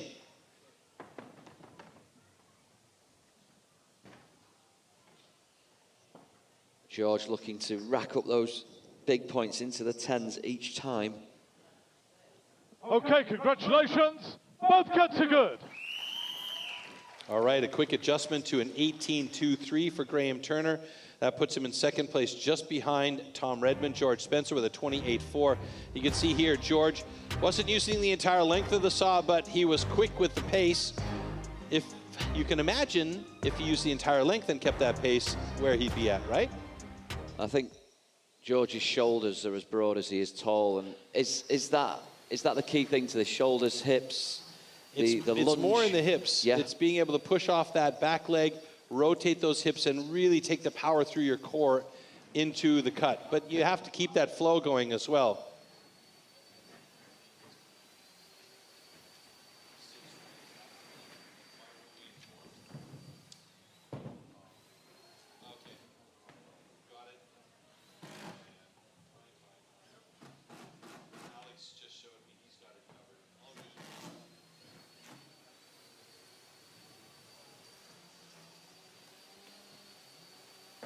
Okay, the final heat of the single buck is on the horizon. Heat 4, Rob Chatley and Glenn Penlington.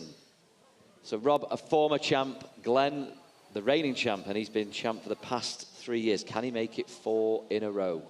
And both of these guys absolutely adept at the single saw here. You can see their times. How close are they, really?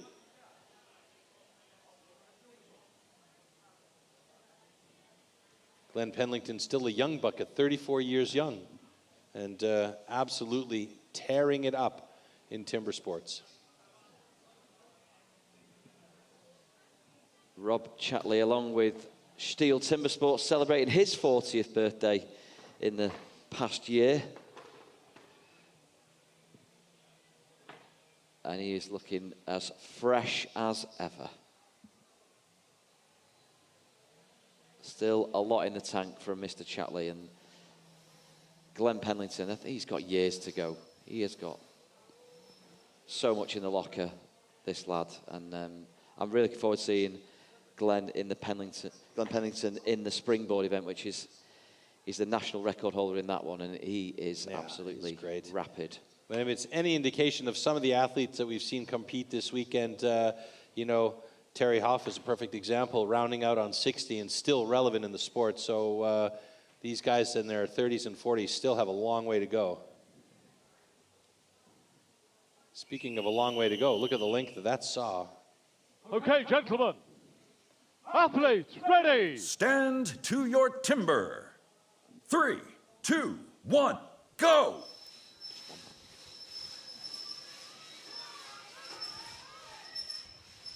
All right, Rob Chatley and Glenn Penlington getting into it here.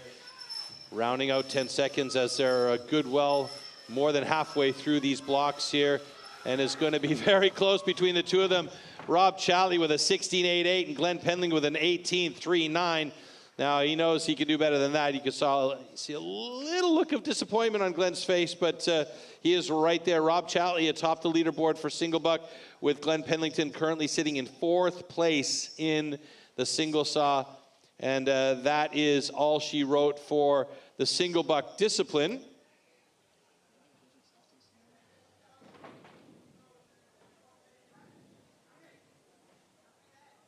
Congratulations. Both cuts are good. All right.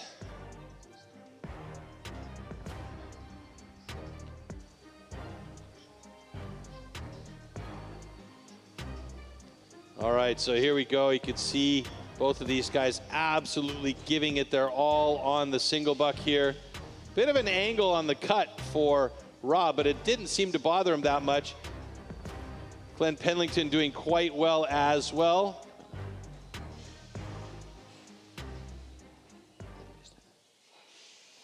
So single buck results here, Rob Chatley, Tom Redmond, and Glenn Pendleton, the top three. And the only guy to pull away a personal best there was actually Rob Chatley with a 16.67 after they made the adjustment to his time. And let's see what that takes us to when, as you say, mixing the salad up a little bit here in the overall rankings. So Glenn Pendleton currently sitting in first place. Let's see what the single buck has done to those rankings. Oh, it looks like our algorithm wasn't working there as we take another beauty look there and have a look at our stage being changed up. Now maybe we get it. So here we go. Points being calculated. It's all change. Interesting. Rob Chatley, top spot. Glenn Pendleton in second place. Graham Turner in third. And George Spencer fourth. Tom Redmond rounding out the top five there. So he is in good stead. And still good to go with one more discipline to come our way. And that is the springboard, which is being set up on stage. But before that, we are going to invite one of our women into the studio to talk with Alex. Yeah, thank you so much, Troy. I'd like to welcome in Libby Arrowsmith, who's our top-ranked female competitor. Libby, great to see you. Welcome along. Talk us through what's been going on over the past year, because this is a sport, particularly in the women's section, that's been developing at a rapid pace. Yeah, definitely. It's been growing massively over the past couple of years, and there's a lot more women in it now than there was when it first started, obviously. And I think there's about 14 in the country, maybe more. I might be missing a few, but there's a load more coming in and doing great. Yeah, and you had an amazing championships last time out, this time last year. You're looking in good shape. What have you been doing over the course of the past year to prepare for this year? I've just been trying to work on my weaker events and trying to get them up to a good standard where I'm happy, and then just focusing on the little details. Yeah. And what would you say to young girls, women who want to get into the sport? Is it accessible? Is it easy to get involved with STIHL Timbersports? Yeah, definitely. It's very easy. It's just a form you fill out when it comes out, and yeah, it's great fun, and definitely do it. And as you look forward to tomorrow, what kind of self-motivational talk are you having with yourself ahead of the big day, Sunday here tomorrow in Malvern? Just gonna focus on the log, no one else, just myself and the wood, and see if it all goes well. We'll see if it all goes well for you tomorrow. Thank you so much for talking to us, Libby Arrowsmith. No worries, thank you. And I should mention, we do have a video of Libby from last year. Let's take a look at that right now as she was ripping it up in the Women's Championship last year. Welcome to the 2024 STIHL Timbersports British Women's Championship. 10 women, 4 disciplines, fighting for 1 trophy. Every single lady out there that are chasing me, so I need to keep up with them and, you know, bring it on. First up, we have the stock saw. What a superb start to the competition. Next discipline coming at you is the standing block chop. Again, another unrelenting block for these women. The wood is proving so tough this year. It's all to play for here in the single buck. Unbelievable power on show today.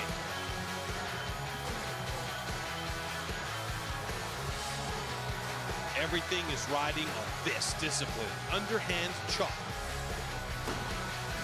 So much power going into these cuts. What a monumental effort, and congratulations to our women's British champion. I'm just over the moon having won the British Women's Championship this year. It's just fantastic. The girls are just raising the level every year, so it's been great to compete with such amazing athletes. So yeah, it's been a good competition. Right, so we have the next of our athlete interviews here in our trailer, and it's the rookie champ from 2025, Jack Morris. Welcome along, Jack. All the best to you. But we're not going to see you tomorrow. We might have seen you today because you're knocking on the door of the pros, and I think you're quite old enough now to be part of the pros, but you've injured yourself. Talk us through what's gone on. Yeah, unfortunately, at the start of the year, I had a knee injury, and just sort of taking it easy this year, so hopefully be back next year stronger. And I know you've got a load of pals, you've got family involved in timber sports. Talk us through who you've been supporting and what you've been doing from a watching brief this time around. Well, there's a few boys out there that I'm good mates with, definitely cheering on Glenn and George, and they're going real well today, so hopefully I'll keep it up. How's your year been? Obviously you got injured around Christmas time and you've been out for a while, but how are you keeping yourself in shape and fit over that time, despite not being able to like put much weight on your knee? I got myself a personal trainer, so just being in the gym as much as I can and keeping the strength work up, so hopefully we'll... You'll be back soon? Yeah. Yeah, and when you do come back, what are your expectations? What are you looking to achieve when you come back fighting fit, Jack? Well, hopefully get through the qualifier and then see what we can do from there. Great, and what can we look forward to for as far as tomorrow goes? So have you got your eye on any of the rookies, any ones to watch that we should be have a keen eye on? I think the rookies will be a close one this year. There's a few good guys out there. There's new ones that I haven't seen yet, so that's going to be exciting. Wonderful. Thank you so much for talking to us. Jack Morris, our reigning rookie champ. Sadly won't be with us tomorrow, but I'm sure you'll be out in the crowd cheering everyone on. Thank you, Jack. Thank you. All right, we're going to take a look back at the rookie competition from last year. Welcome to the 2024 STIHL Timbersports British Rookie Championship. 11 rookies, 4 disciplines, 1 title. I think with the rookies it's always a lovely and friendly atmosphere backstage, and we're all good mates. But when we're on that stage, it's all just us in the log. First up, we have the stock saw. These rookies are showing us what they're made of here. What a performance! A huge season's best there. Next discipline coming at you is the standing block chop. These athletes are giving it everything out there. Oh wow, onto the second side already. That was quick. It's all to play for here in the single butt. These guys are really feeling the pressure now.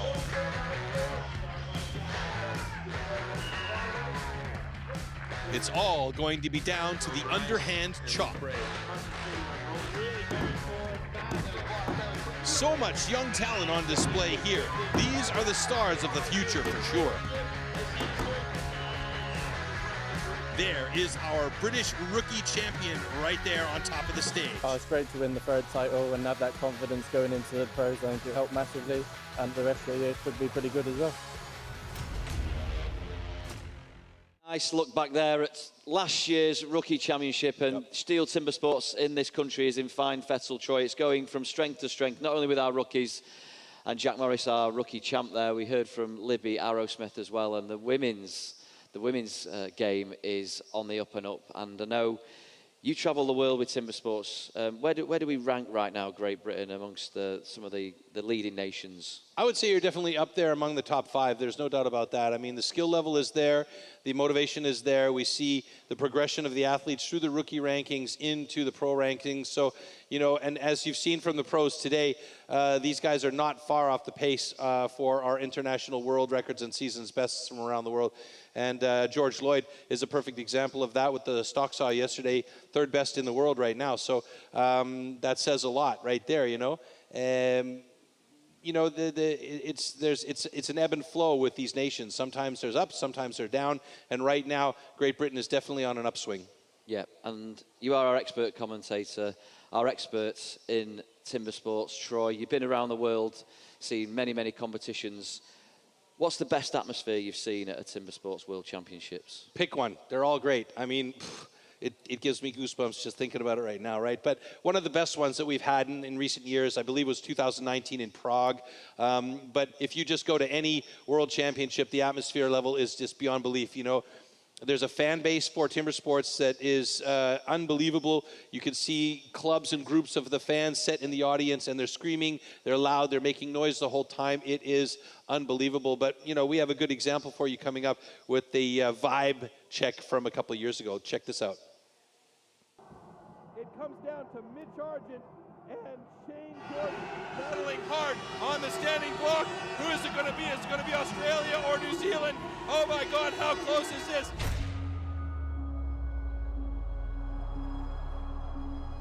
And it's Australia! The atmosphere last night in the team's relay was unreal. That is their title of Team World Champion 2 years in a row. Oh, definitely. It'd be the noisiest crowd I've competed against. Shane Jordan's already over there. Yeah, I'm actually kind of getting goosebumps thinking about it right now. The crowds here, they were just erupting. You feel the energy of the crowd. My goodness, what a great comeback from Belgium with a time of 1. The crowd was absolutely electric. And it was so much noise and support. Ja, doch, das pusht schon rum und mein Fanclub ist auch da. Very passionate about their country and, yeah, their competitors. Yeah, it feels super. Oh my goodness, look at this. It's pretty awesome to compete in front of a crowd like this. But he's not giving up. He's looking good. Like such an adrenaline rush. It's an amazing feeling.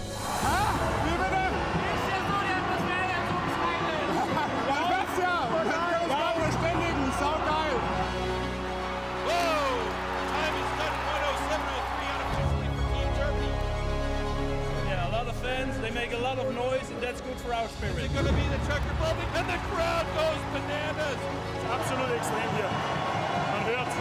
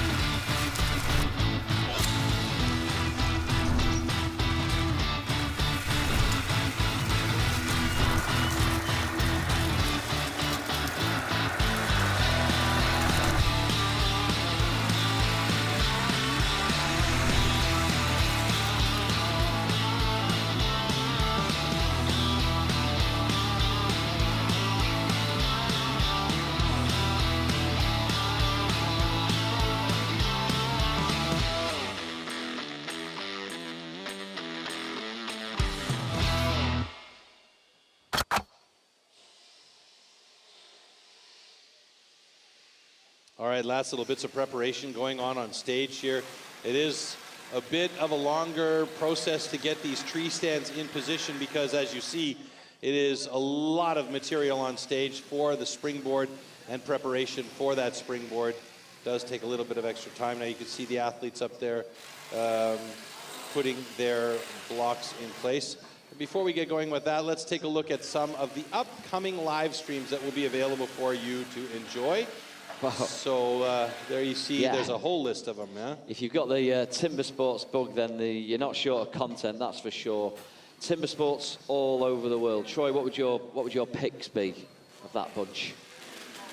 Well, I'd be curious to see how the U.S. events go on the 26th and 27th of July, and obviously I'm happy to be going over to the French Pro and the Benelux Pro and the European Trophy, and of course the German, Austria, and Swiss Pro finals, and I would love to go over to the Australian Pro. That's going to be interesting as well to keep an eye on. And then naturally the team and the individual World Championships at the end of October. Excellent. So plenty going on across the world of STIHL Timber Sports. Troy, like you say, this event takes a little bit of extra time to prepare, and it'll take a little bit of extra time for our athletes to put 2 boards into the side of this tree and then get up to the top and knock the block off. It does, and we can take a look at the tool and discipline, or rather the discipline here for Springboard to give you an idea of what's going on. Springboard. Springboard simulates the traditional way of felling trees, climbing up over thick roots. First, notches known as pockets are chopped into the log. 2 springboards are then anchored into these pockets. The athlete then climbs up to chop through a 27-centimeter thick block of wood in the fastest time possible. All right, we are almost there. Our next discipline, Springboard. Very, very finicky discipline, and you have to be a well-rounded athlete to do well here. So again, 4 heats. Heat 1 will be Tom Redmond, Osh Williams. Heat 2, Derek Lohr, Gavin Thompson. Heat 3, Graham Turner, George Spencer. Heat 4, Rob Chatley and Glenn Penlington. Glenn Penlington, by the way, very, very adept in this discipline. Yeah, this is where Glenn puts himself top of the tree. Literally. Part of the pun. But I'm really excited to see how Glenn goes in this one. And this could also be a very good opportunity for our 2 Irish athletes who did well in yesterday's qualifier. In fact, it was the 3 Irish athletes that logged times in, so they could do well here to gain momentum in their points towards a podium spot potentially here. Troy, what are some key things to look out for in this Springboard discipline? Getting those pockets set as quickly as possible and making sure your board is stable so you feel confident enough to be able to step well back on that board and use the power in your lower body to drive that axe into that top block. But again, this is one of those disciplines where you really have to feel and have a lot of experience in order to be at a level where you're not worrying about what's happening once you're up there. You just can go through the motions.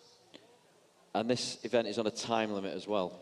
There is a 2-minute 30 time limit, so if the athlete does go past 2 minutes 30, then there will be a DQ for time limit exceeded. We did see that yesterday, so there is potential for it to happen today. The wood is chopping well, so perhaps they'll get through the blocks faster on the top once they're up there. We hope. And once our athletes get to the top of the mountain, Troy, is there a trick to getting that top block off cleanly? It's basically a standing block chop 2 meters off the ground. So if you're comfortable and confident on your board, you can really utilize the spring of the board to your advantage. Nice. Okay, here we go. Heat 1, ready to get underway. Tom Redmond and Osh Williams. So you can see both of these guys, pretty big boys, 108 and 104 kilograms, respectively.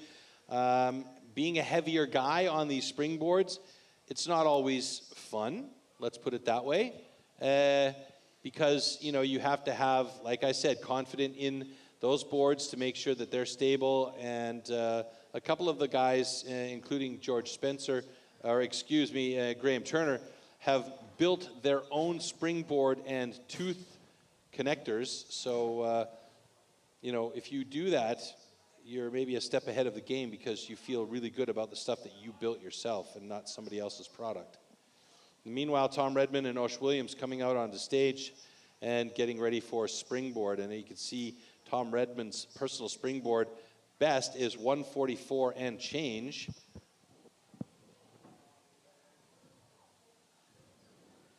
There's a hush descends over Malvern in eager anticipation of both our athletes taking to the springboard.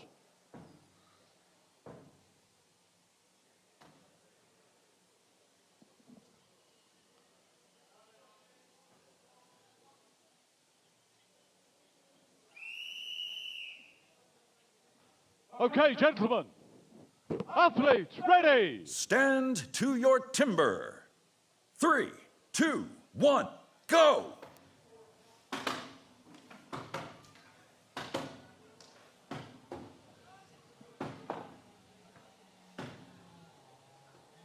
So Osh has got himself a 4-5 hit pocket, and he's up on that board, but it's sagging badly as he's going to come back down and reset the pocket. And this is what I was talking about, that first board isn't super, super critical, but if it sags and comes out immediately, you don't have a chance. And you can see the look on Tom Redmond's face there as he thought he had a pocket set. He took a little more time than Osh did, but now he's got to go back, do some house cleaning and set it again and make sure his board is in and solid. And now Osh gets onto his first board, and now both these guys are going to have to concentrate on getting those second pockets set and making sure those second pockets are, let's say, a hair better than their first pockets were. Those second pockets are the critical pockets, and Tom and Osh both choking up on their axes to make sure they get the accuracy as close as possible to what they needed to be in getting those pockets set. But this is one of the factors of the Springboard, is those pockets. They have to be quick and they have to be good. And this is what a lot of athletes will do. They'll just train building pockets. They'll get in there, they'll do pockets all day long, put boards in, stand on them, see how they feel, do pockets, put boards in them, stand on them, see how they feel. They won't even bother cutting at the top, because when you know you've got a good board, like Tom Redmond does right now, he's got his foot almost all the way at the back of that thing so he can use the spring of the board and the push off of that back leg, and you can see his accuracy is real nice on the top there. So he's chipping away those big pieces off of that block because of his accuracy and because he feels good on that top board. Now, Osha's got a bit of sag on his, but it's not too bad. The problem is with that sag, he doesn't feel the confidence, and you can see how much farther forward he is on his board, and that means he has to choke up on the axe handle, and that takes away a lot of the power. A bit of a dark spot in there for Tom, but he is deep through on that first side.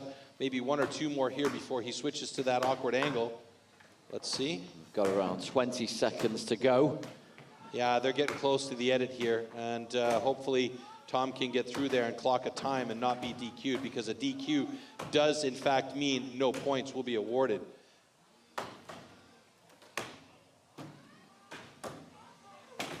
He's close, but just might looks be a really. Oh, he's got he's it. done it. 2:27.42, and unfortunately for Osh, that is a DQ for time exceeded. Oh man. That seemingly has taken a lot out of both athletes, but that winning smile from Tom, acknowledgement from Osh. I loved his reaction, Tom's reaction when he stepped on the board. It came straight out to the floor, and he's like, huh?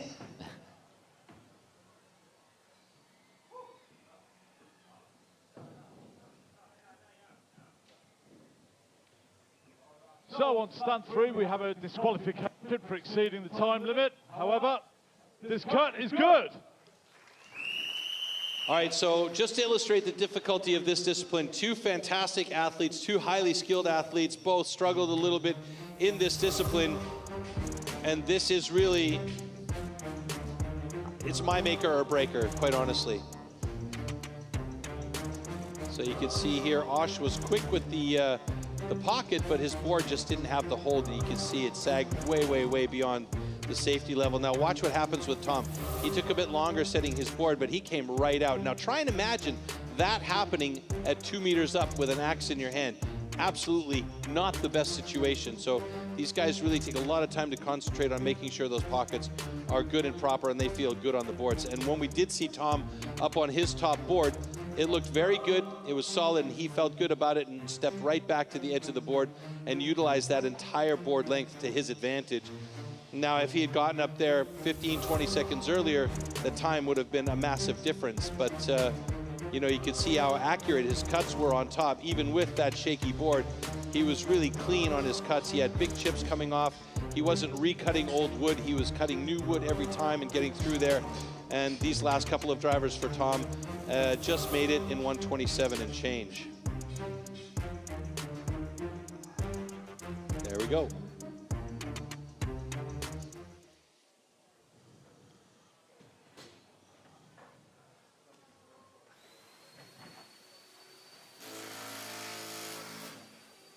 Heat 2 will see Dara Cloher and Gavin Thompson take on the Springboard. If you want to see something really crazy, the Australians do some competitions with 3 boards. Just for fun? Just for kits and shiggles.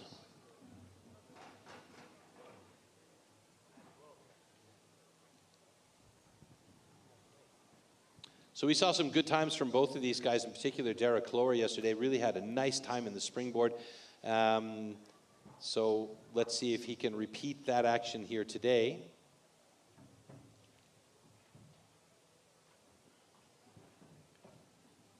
I don't think Gavin's My Little Pony collection is at risk here if he can have a good time as well.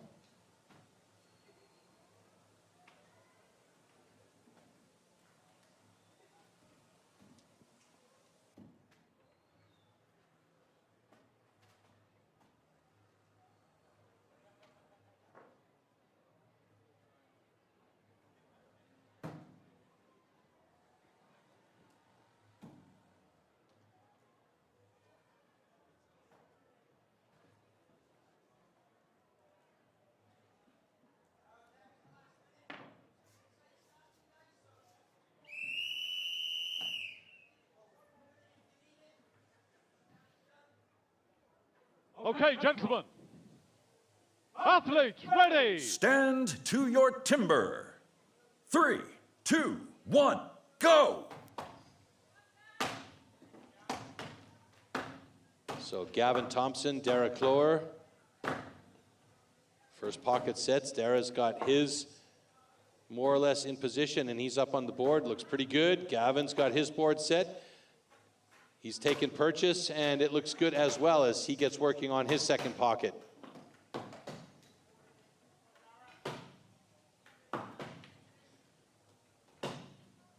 Sticky, sticky, sticky axe there for Derek Lower. Took him a little bit to get it out. Gavin sagging a little bit, but that doesn't matter. It's this second board that's going to be critical. He needs to get that in place and get some nice angle on it so that he can really utilize that power. Now, he was slower getting on the first board, but he was quicker getting on the second board, and now he's got his foot way at the back, and he can utilize that spring and the power from his hips, but he got a sticky axe in there as he tries to chip out some of that material off that top block. Derek Lower is up there as well. Both of them past the 1 minute mark, but it's looking good for our two Irish competitors. Oh yeah, Gavin really going for it here. He's got some nice alignment, nice aim. Derek Lower has got a good board as well.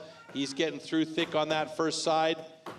I think Gavin might be the first one to switch to that awkward angle as he's getting deeper on that first side. Looking very good. He's got a minute to play with Troy. Yeah, that he does. So we might have the fastest times of the day so far here if both of these guys can get through fairly quickly. Gavin working on that second side, getting some material out of the way to clear his way for those final drivers. Got a real sticky one right there, though, as he did a good job on that first side, and now he is through in 1:53.36, and he's got himself a personal best from yesterday's as well. So improvement from day to day, and Derek Lower, I don't think we're going to see a personal best there, but he is through in a 2:05.05, so that's very good as well, and Gavin Thompson takes the lead in Springboard.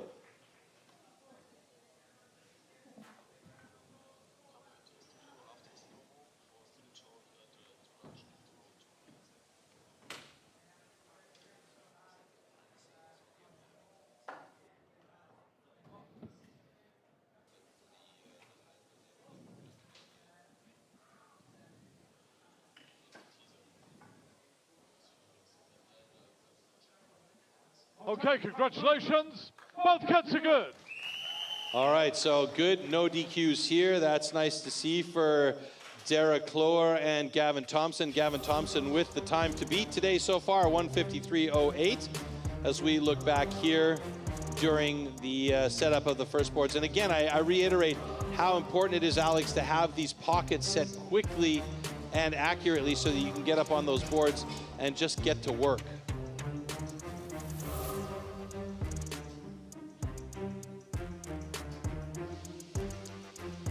Gavin looking real good there as he gets that second board in position. Quick check to make sure it's got purchase. Tooth bites, and he gets up there and goes to work. Derek Lower doing very same.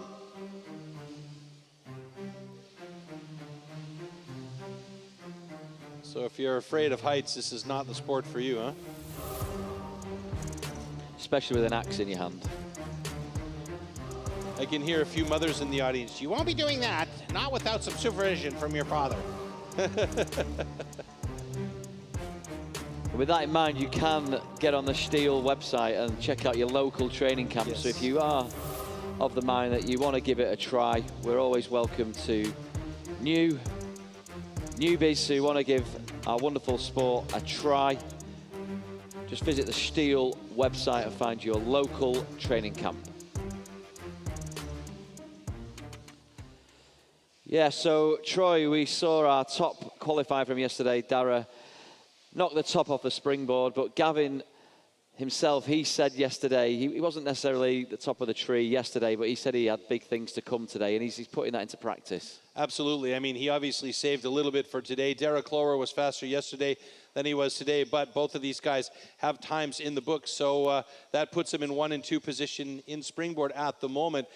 What's going to entail here is where these guys are sitting in the top 6 when this discipline is done, because after this discipline, we eliminate 2 more athletes from our list of 8 that are participating here. Troy, we're celebrating our 40th year of STIHL Timbersports, and I'm not expecting you to cast your mind back all the way to 40 years. However, where do you think the biggest improvements in the sport have been made over the course of that time? Oh, there's been so many things we can talk about. The wood management and preparation, that's a huge thing, because over the years, you know, the competition wood has become very, very, very fair. Obviously, the technology that's going into the different pieces of equipment that they're using, the single buck and the axes. But I think the biggest factor is the fitness level of the athletes. They're really taking it to heart, and you're seeing a new generation coming in that are more fit than ever before, and they're really concentrating on making sure that they have the strength, the flexibility, and the endurance, above all, for a lot of these different disciplines to be able to really hammer their way through and not be feeling fatigued too early in a heat, say, standing block chop. Is it fair to say a lot of the athletes are now tend to be like sporting all-rounders? They're not just concentrating on chopping and sawing? Very much so. We're seeing a lot of these athletes go into multi-sport disciplines so that they can keep cycling, for instance, to keep their fitness level up, to keep their breath up. A lot of them are doing strength training with specific movements in those strength training activities to make sure that the key muscles for chopping or sawing are kept in the thought process as well. And also being able to know that when you're under stress and under duress, that you're not going to lose your focus with the blood getting burnt up with the lactic acid. So there's, I think fitness is the biggest factor in the last, let's say, 15, 20 years. Okay. Now, we know for our athletes today that the main prize is to become the Great British Champion of 2025. Next level will be to go to Milan in the autumn, and they'll be up against a host of other international timber sports teams. We're going to take a little look now at the New Zealand team and a behind-the-scenes video that they put together. I think we've just had a great culture over the years. We've got some really good individuals, and together we've always got on really, really well. You know, real legends of the sport, you know, absolute pioneers of STIHL Timbersports. Accelerator, brake, come on. Turn the cameras off, this is embarrassing. The team always being super close. They're like a family. But yeah, they get along really well and yeah, have fun doing it. Hey, Bobby, where are you? Australia would be our biggest rival. 2 teams that know each other very well. To win, you got to put the hard work in at home, and that's what motivates me the most, to want to win, yeah. On competition day, it's all about focus, getting the job done. Come on, Shane! Come on, mate! Your corner and go! Come on, mate! Hard, Shane! Come on, mate! Kyle Lemon is back in the team, he's our stock sawyer. Jack Jordan, who's our underhand cutter. Bobby Dowling is our single sawyer. Freeze, mate, freeze! Shane Jordan as our standing block cutter. Sorry, mate. Chin up, chin up. Competing with the Jordan brothers. We don't need to say much about them. Kyle Lemon, with a chainsaw in his hand, he's a real legend of the sport. You're in now, no, you're in! It's a real privilege to be up on that stage with those 3 men. Good cut, good cut. Well done. Fuck, that was an awkward handshake.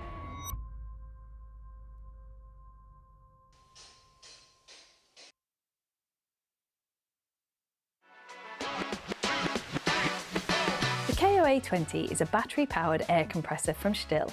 Ideal for a wide range of jobs, making inflation and deflation quick, easy and convenient for you, whether at home or on the go. Part of the AS system of tools, the KOA20 is powered by an interchangeable 10.8 volt battery that can also be used with all other tools in the AS system range, such as the ASA20 secateurs, GTA26 garden pruner or SEA20 hand vacuum. The KOA20 is a 2-in-1 unit which saves time and effort when inflating and deflating items. It's easy to use and can be used to inflate anything from tyres for your vehicle, ride-on mower or bicycle, to airbeds, footballs and pool accessories. You can also use it to deflate items like the pool inflatables quickly too. The KOA20 comes with various attachments and nozzles which are conveniently stored on the tool. Plus it comes fitted with a high-quality brass nozzle on the hose for fast and easy connections. The compressor has an ergonomic design with an integrated LED light at the front of the tool for working in low light situations. The tool also has a soft grip handle and rubber feet to keep it stationary whilst it's working. The KOA20 has a display which is simple to operate and control. By pressing the mode button, you can easily switch between either high pressure or volume function, depending on what you're inflating. With the plus and minus buttons, you can set the selected target pressure to your desired level, and by pressing the unit button, you can display the pressure in bar, PSI or kPa units. You can also activate the LED light by pressing this button. Please note that the KOA20 has not been designed for use with compressed air tools or to inflate paddle boards. The KOA20 is available as both a tool only or as a set, which comes with an AS2 battery and AL1 charger. On a fully charged AS2 battery, the KOA20 has a working time of 15 minutes. Find out more at stihl.co.uk or your nearest STIHL approved dealer.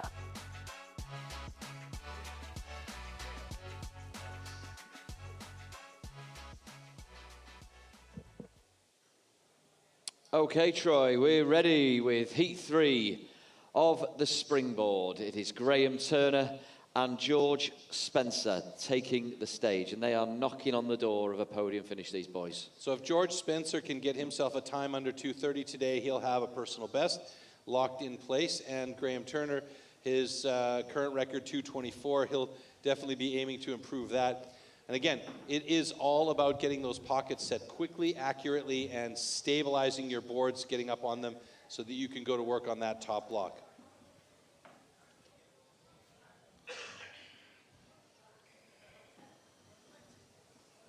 I talked with George briefly, and he said, yeah, he's just been cutting pockets. Cutting pockets, cutting pockets, cutting pockets. Okay, gentlemen. Athletes, ready. Stand to your timber. 3, 2, 1, go.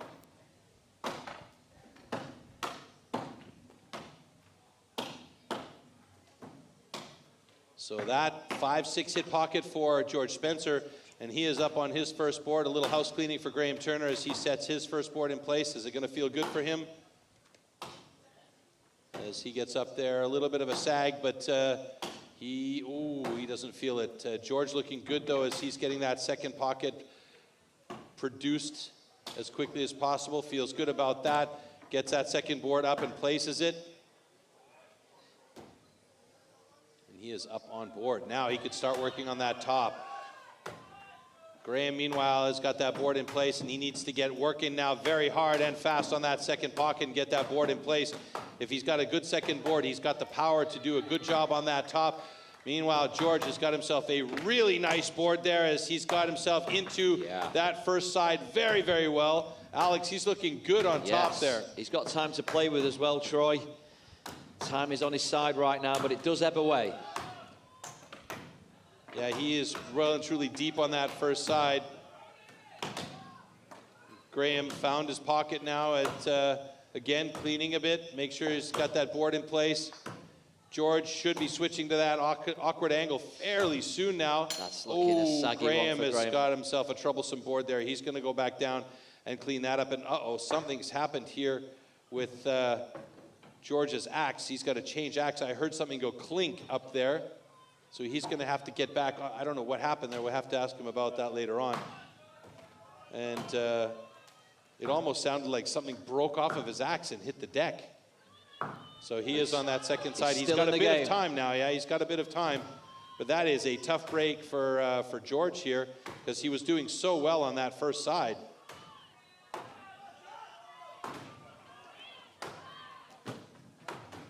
Almost there. Oh yeah, I see what happened. The security block at the top of his axe came out, so he can't continue to hit with it like that. 15 seconds.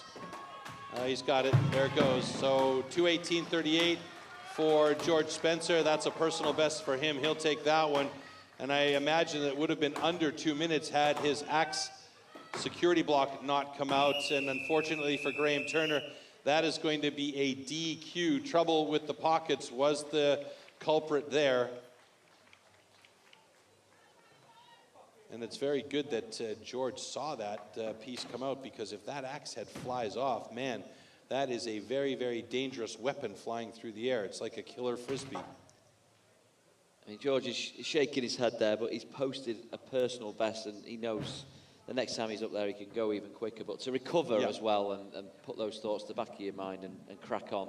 Yeah, I mean, I heard the clink go and I saw him jumping down. I wasn't sure at first what's happened, but our fantastic camera crew on stage found the piece of metal on the ground there. You could see where it came from. So once that's out, that axe head has a risk of falling out and coming away.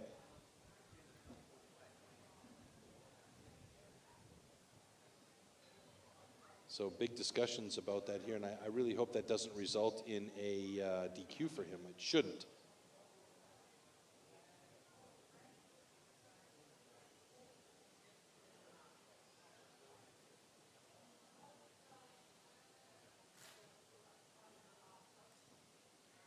And it's a side piece, Troy. It's a side piece on the frame of the axe. It's the little metal wedge that goes in between the two pieces of wood of the handle to secure the axe in place. And now there is in fact a flag on the play, so we're going to might have make a problem a video for George review, as well. just as a rule check about the pinning and wedging, the safety factors on the axe. So we're just checking that in the competition control centre.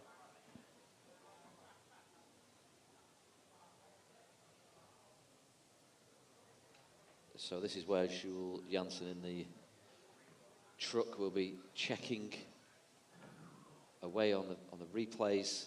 What are these guys looking for now, Troy? They'll scan through the rule book to make sure that they haven't had a safety infraction there, but I can't see that it would be an issue because George stopped hitting immediately, came down, changed axes.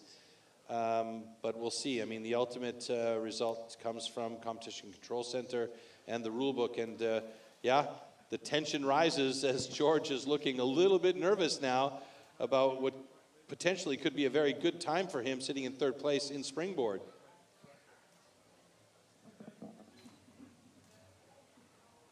So it's out of George's hands for the time being. So we have a disqualification for exceeding the time limit. We also have a disqualification for the axe not being set up correctly with the wedge correctly pinned for security. That is a bummer for George and for Graham, both exceeding the time limit, okay, but that minor infraction for the wedge not being pinned correctly in the axe head, that is a real bummer. Let's keep a look at this again. How do you learn from that as an athlete, Troy? You overpin everything next time. Is that a basic thing? That's something, that's the first time I actually ever seen where that's happened, where the wedge has come out of the top of the axe head, so I don't know. In all the years you've been across Timbersports as well. And Graham, the confidence wasn't there in the boards today. Yeah, Troy. George worked so hard on the pockets, and it was a separate issue that's cost him day. Yeah, he did a really good job. His first pocket was, I think, 5 or 6 hits, perhaps. That second pocket took him a little bit more time, but it was a big problem as that wedge came out. I guess what happened is the pin came out during one of the impacts, and then because the pin wasn't there to secure the wedge anymore, the wedge itself came out of the head of the axe and went down onto the floor. But good that George noticed that in enough time to be able to get his other axe and get up there and continue cutting. Unfortunately, it was a little too late in that case, and that really nice time of George just won't be there for him. All right, so we have one more heat to go, and that's this heat between Rob Chatley and Glenn Pendleton. Yeah, I've been looking forward to this one all day. Rob Chatley, former British champ, and our reigning champ, Glenn Pendleton, his preferred event, the Springboard. And look at that national record. He holds the national record, but I have seen him do it quicker during some of our road shows in the past, so we'll be looking for him to aim for a fast time today. Always focused, these two.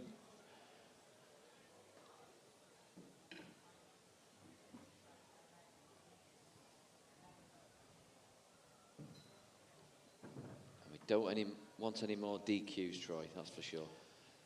No, we do not. And at this point, it looks like George Spencer and Graham Turner will both make it to the hot saw round, being in the top 6, because Rob Chatley and Glenn Pendleton are in the top 2 positions. So really, this is about who is going to have enough points to take over the top spot or maintain the top spot. And we'll see how this goes down in this final Springboard heat. Check your axe heads, guys.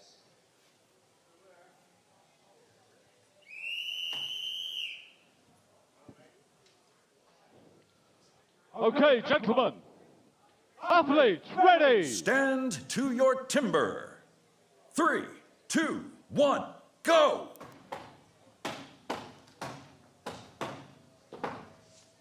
Four-hit pocket for Glenn Pendleton. He is up on that first board, and it looks really good.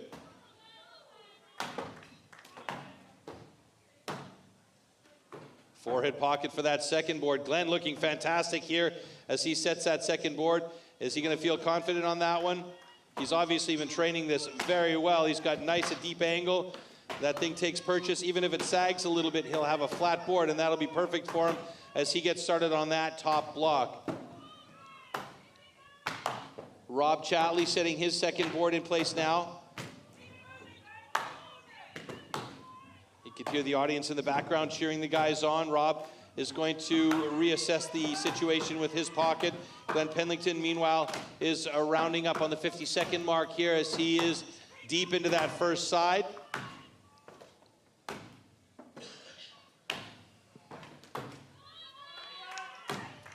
Past the minute mark now as Rob gets his board in place. Quick check. And Glenn sags a little bit and he moves to the other side. Ambidextrously grabs that axe with the other hand grip and moves to work that second side of his upper block. Rob Chatley now has a little over a minute to get through that top block, but he should be able to do it. Glenn Pendleton's done it in 1:22.86, so that's the fastest time of the day today. Rob Chatley now just needs to finish this up within a minute now, and he should be able to manage that. He's got a good board, and he's got the power to do it. He's just got to keep the flow going on those hits now. He's looking good.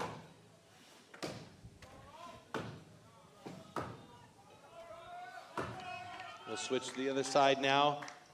Rounding out towards the 2-minute mark. Yes, there he's got it, 1:59.87. So under 2 minutes for Rob Chatley, and that would be the third fastest time of the day. And Glenn Pendleton will take the full points in this discipline as we move towards our elimination of 2 athletes here.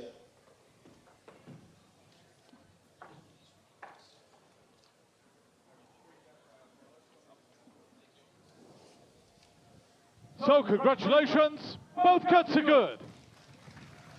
All right, so Glenn Pendleton with a 1:22.51 and Rob Chatley with a 1:59.82. And we'll take a look back at the slow-mos here, and maybe we get a better view of what happened with Rob on that second board. Meanwhile, Glenn Pendleton, 2 4-hit pockets, just fantastic. Yeah. And you can see he's in a good way with this discipline. We've been watching a class act here in Glenn, particularly on the Springboard, and he's cool and calm and controlled in everything he did up there. There was a slight sag on that second board, but he coped with that admirably. Well, he had enough of an angle when he first put the tooth in place. As it sagged, it took even better purchase, which means he would have been able to really, feeling the confidence of that board, get out on towards the back of it. He did choke up on the axe and he moved forward on the board, so obviously He wasn't 100% sure of it, but he looked great up there, and 2 4-hit pockets. That is just incredible.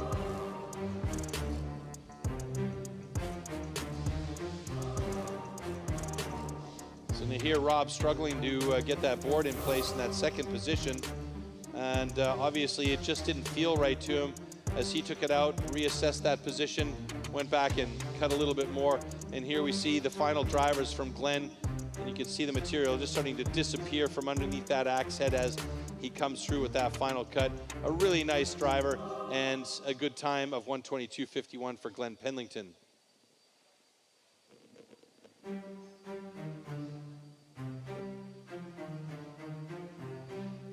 Again, one of the most difficult disciplines to become good at. And here was the pressure on for Rob as, you know, heading towards that 2-minute mark and definitely wanting to be in within the 2:30. He did it, in fact, in under 2 minutes, so it was a good job. So let's take a look now at the springboard results. So Glenn Pendleton moves back into top position with a full 16 points here in the springboard. And Gavin Thompson in second place, and then Rob Chatley sitting in third place with 3 times under a minute. Then we have Derek Lower and Tom Redmond with both times over the 2-minute mark at 2:04 and 2:27 respectively. Unfortunately for George Spencer, it was a safety DQ there, and for Osh Williams and Graham Turner, the time limit was exceeded, so 3 DQs at the bottom of the list and no points awarded. Let's take a look at the overall standings then, and how that's going to affect us as we move towards our final discipline and the hot saw. Yeah, and we going into that last springboard discipline we've just seen, Rob Chatley had a 4-point lead over Glenn Pendleton. That has been shaved away, and these two competitors now, they are neck and neck. You couldn't have written this at the start of the day, but 60 points apiece for Glenn Pendleton and Rob Chatley. Is there an outside chance for Gavin in third place, should things go his way, or is it just a bridge too far in terms of the points? It's a bridge too far. I mean, if Gavin Thompson wins the heat with a full pull of points and Rob Chatley and Glenn Pendleton get DQ'd for whatever reason, he still won't have enough points to take over the top spot here. So really, this is a battle of position 1 or position 2, and it comes down to the hot saw. And I mean, when you're tied at 60 points moving to the hot saw, it's really, the pressure is on for both of these guys, for Rob and Glenn. So now it's going to be about who has the fastest hot saw with no mistakes and 3 cookies on the deck. Yeah, the maker or the breaker. And you can see the guys in the back there getting the saws, making the final adjustments on them and getting them warmed up. You might even be able to hear in the background a little bit the noise that these saws make when they do a motor warm up. And right here you can see the harvester bar being adjusted so the chain tension is a little bit more. You want to have that chain fairly taut because you don't want to have the thing slopping around with it traveling at 250 kilometers an hour. Yeah. Everybody here in Malvern, Worcestershire, Great Britain is getting tooled up with ear defenders out the front, Troy, because this is going to get loud and noisy from these custom rapid powered STIHL chainsaws. Shall we take a look then at the tool and discipline for the hot saw?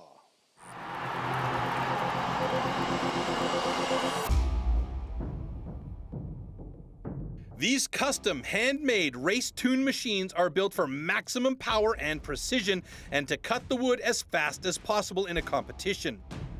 They are built with a 60 to 80 horsepower single-cylinder 2-stroke engine, often taken from a snowmobile or high-powered motorbike. The hot saw can weigh up to 30 kilograms and its chain rotates at over 250 kilometers an hour. The cost of a competition hot saw used in STIHL Timbersports is upward of 6,000 euros.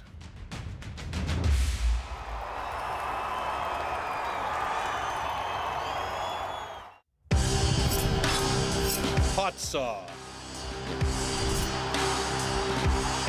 For the hot saw, power saws are called into action and the athletes have a space of 15 centimeters to cut 3 complete discs off a 46 centimeter thick wooden block. Jumping the start or cutting over the line will result in a disqualification.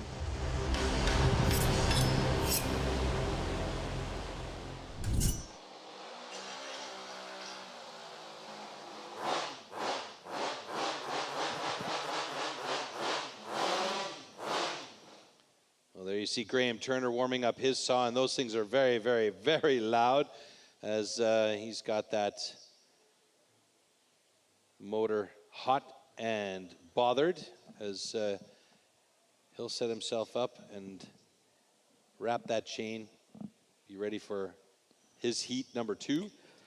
Tom Redmond and George Spencer will be battling against each other in heat number 1, and Rob Chatley and Glenn Pendleton in heat number 3. And that will be the ultimate test here between these two guys, each having 60 points as we go into this last discipline, the hot saw. Yes, it could not be any more finely poised between Rob Chatley and Glenn Pendleton in this final heat. Heat 3 of the hot saw. But prior to that, we have Tom Redmond, George Spencer in heat 1, and Graham Turner and Gavin Thompson. All these athletes so far today, Troy, have given an amazing account of themselves. They have, in fact, done that. And I mean, it just goes to your question that you asked me a little bit earlier about where Great Britain timber sports stands in the world. It stands well up in the world rankings for sure.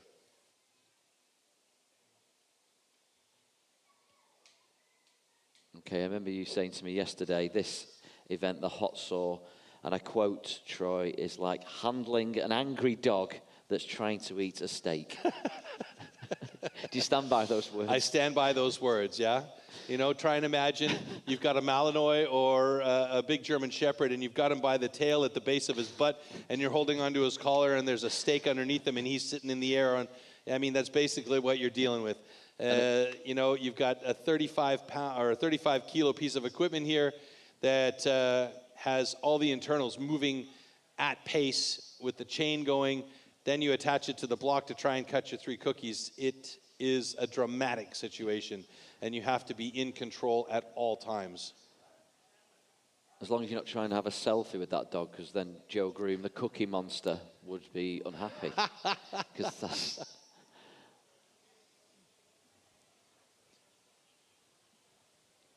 Okay, so this discipline, the final discipline in our 2025 Great British Pro Championships, is going to define who will be our champion. Will it be Glenn Pendleton for the 4th year in a row, or Rob Chatley, who also has the same amount of points as Glenn, going into this last discipline? Can he prevail?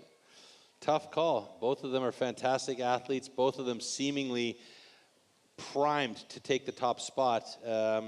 It also comes down to the European rankings as well, because based on times throughout the season, those rankings will determine who goes to the World Championship. So Glenn Pendleton does have the advantage here, but Rob Chatley, if he has a very, very good hot saw time, could well take it from him.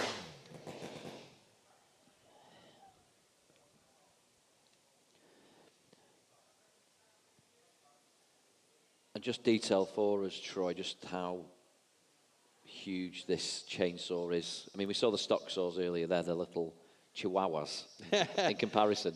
In comparison, they really, really are. I mean, you know, a 35-kilo piece of equipment, it's not that heavy to lift. What the factor is here is the balance of it and controlling it. And then when it's moving and it's active and the chain is spinning, you have centrifugal forces, you have the movement of the piston inside the saw itself. Then you have to control it inside that 15-centimeter mark on the block to cut from this 46-centimeter block, these 3 cookies. If you don't aim that thing correctly, you're going to cut out, you're going to cut a line, you're just going to have problems, and anything can happen. And the other thing is, when you pull that string to start the saw, it might just not start. Yeah, and they've got to do all that, think about all that within 10 seconds. So you see personal best there for Tom Redmond, 10.44. He takes the stage in Heat 1 alongside George Spencer. So this is rapid fire. Yep, and 10.44 is a very respectable time as well.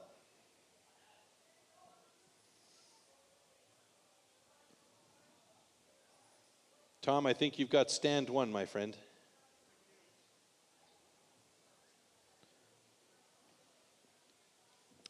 The British record in this discipline, for context, is a time of 7.47 seconds set by Elgin Pugh. So that just shows you how quickly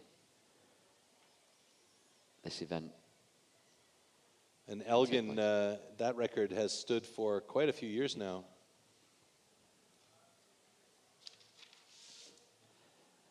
In 2019, that was set.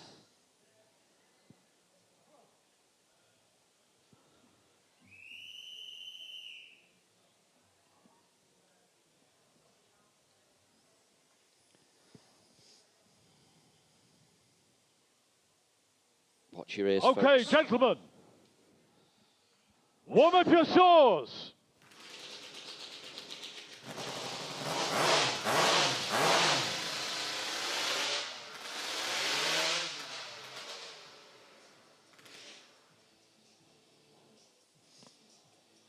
So 2 different motors, the Wankel and the Rotax. The Wankel is the motor that you'll see George using with that yellow bar on the front that has that deep throaty growl, and the Rotax is the one that Tom is going to be 30 using. seconds. It's a little bit more tweedy. Meep, meep.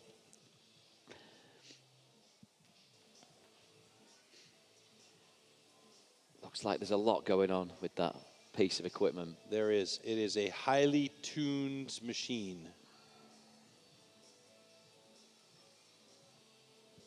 You can see George doing a lot of relaxing movements, relaxing exercises. Here we go. Athletes, ready! Stand to your timber. 3, 2, 1, go!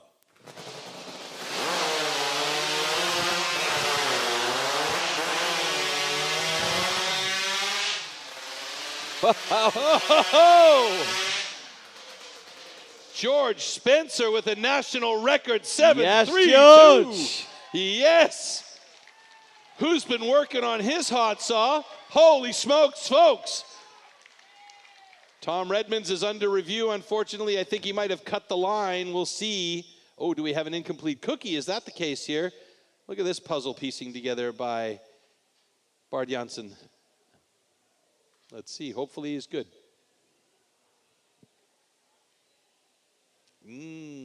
Very close at the top there.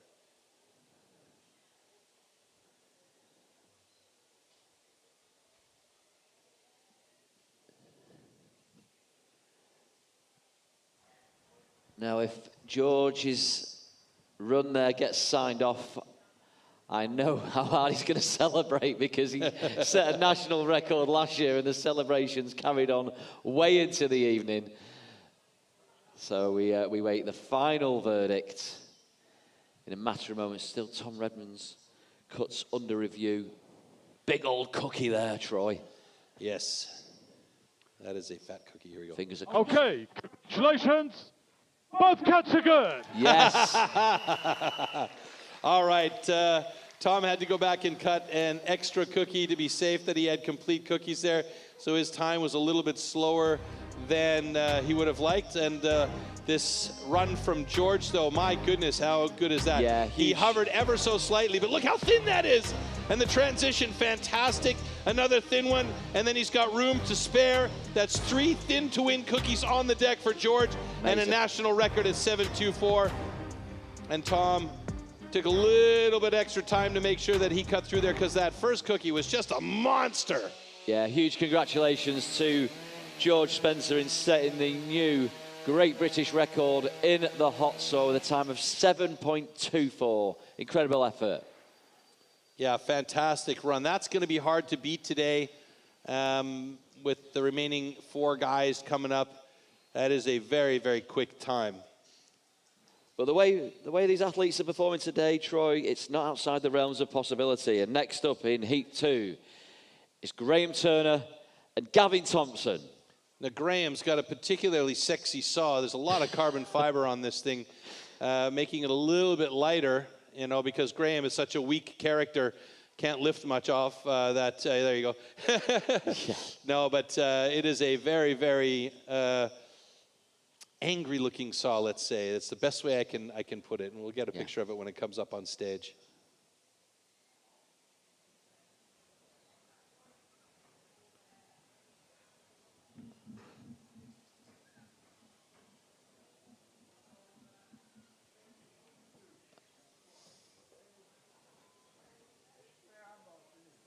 And there you see, look at that beast. The saw or Graham? Yeah, both. And he's got some pink tape around that handle, and again, pink on the handles of one of his pieces of equipment, so I think I know who's had some influence there.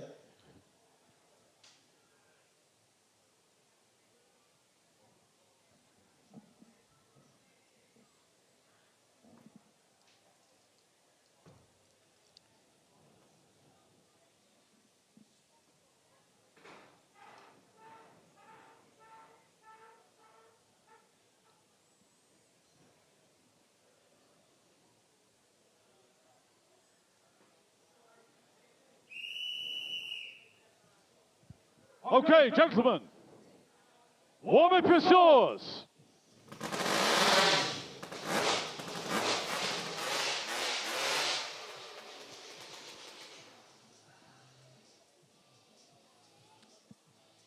So Graham obviously feeling real good about that saw. One pull, one gas, and off it goes. And he's going to rewrap that cord and be ready to go for competition here.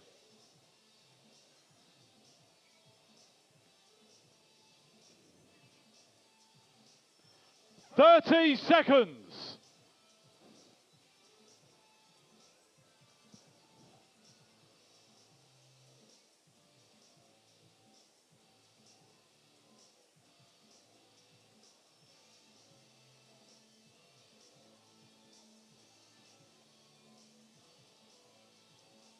Composure now is key.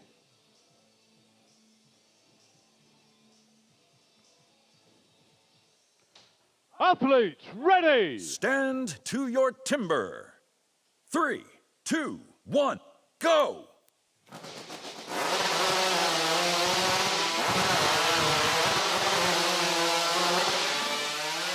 Whoa! 7.65 for Graham Turner, a personal best, and a 10.60 for Gavin Thompson, also a personal best. Wow, nice cuts. Uh-oh. We got a broken cookie on the deck, though. Who belongs to that? Graham.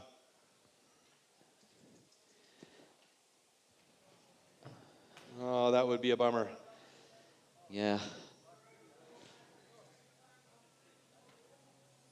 Oh, yellow flag's been thrown in.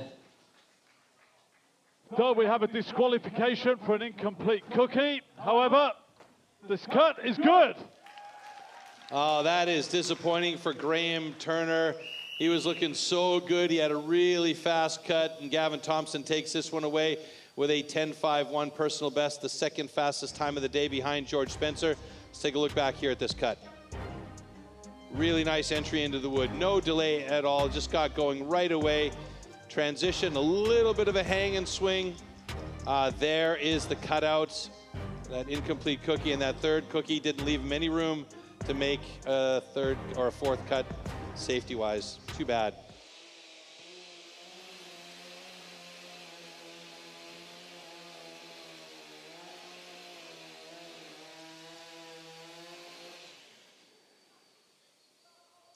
I mean, that just shows the fine margins there, Troy. If Graham could have completed that cookie, and if it had been 2 minutes earlier, he'd have been a British national record holder if he'd have got on there before George. So it's just a real disappointment for Graham after such a good showing.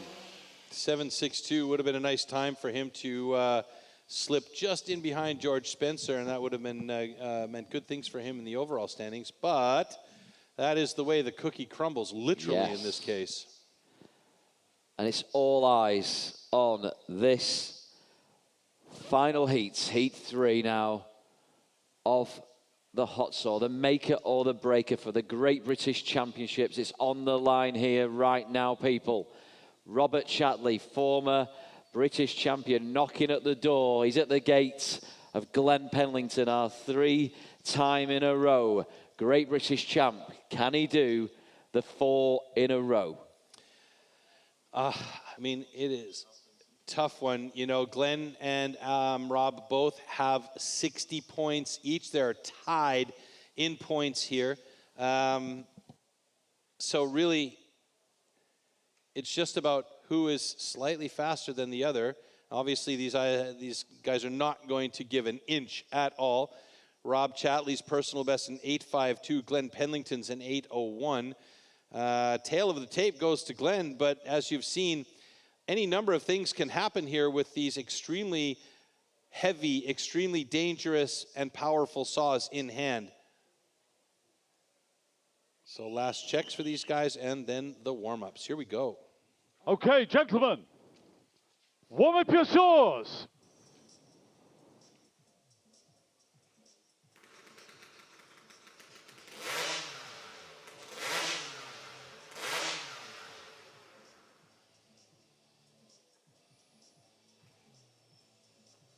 Uh-oh.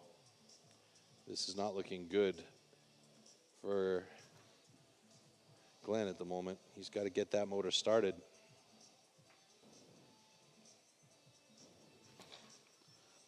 "30 seconds.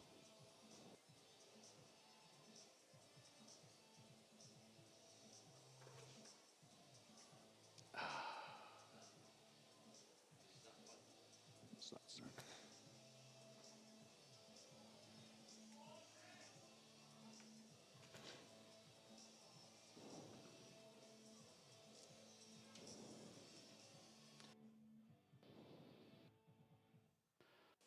Athletes, ready. Stand to your timber.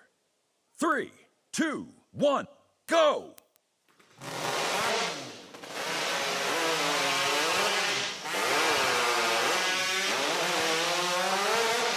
Oh!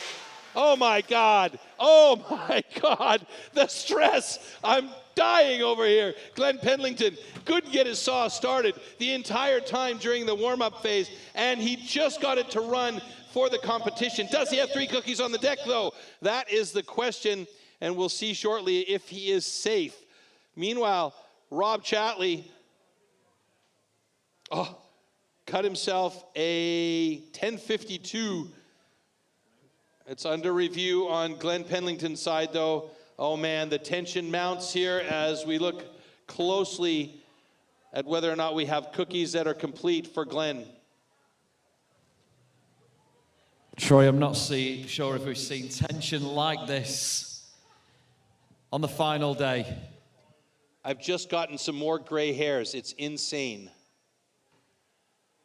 So we're looking into the competition control center with STIHL and his crew taking a very, very close slow motion look at that.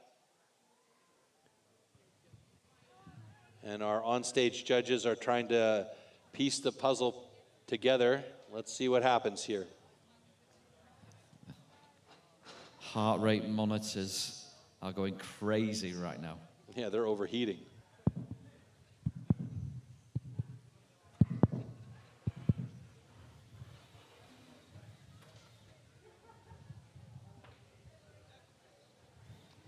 Okay, ladies and gentlemen, we have a video investigation about a possible cutout.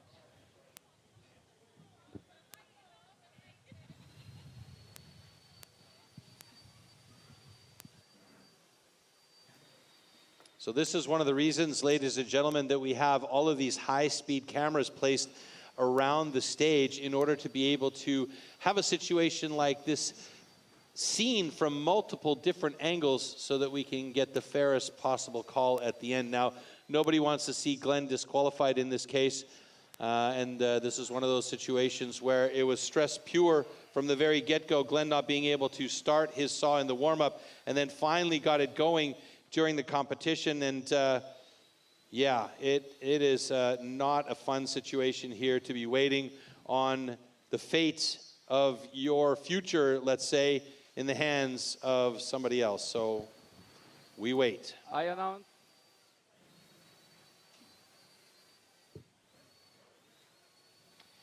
Okay, ladies and gentlemen, both cuts are good. Oh my goodness. Wow, wow, wow. What a turn of events there, Alex. Unbelievable. Glenn can't even believe it.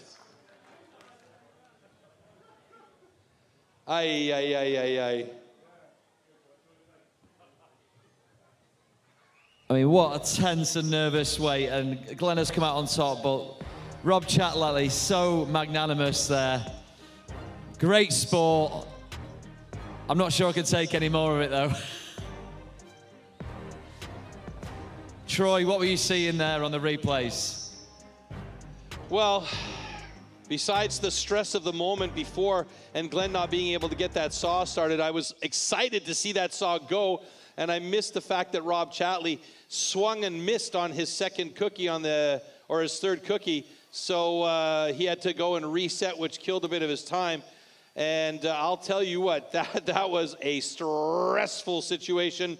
George Spencer still with the fastest time in hot saw. Glenn with the second fastest at 8.73. Rob Chatley rounding in there at fourth with a 10.52. And Gavin Thompson just a hair faster at 10.51.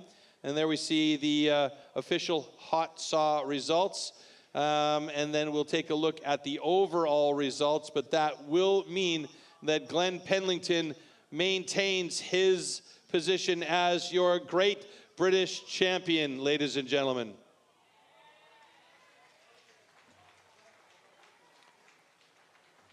All right, Alex, I'm going to leave it up to you to bring us home the rest of the way, my friend.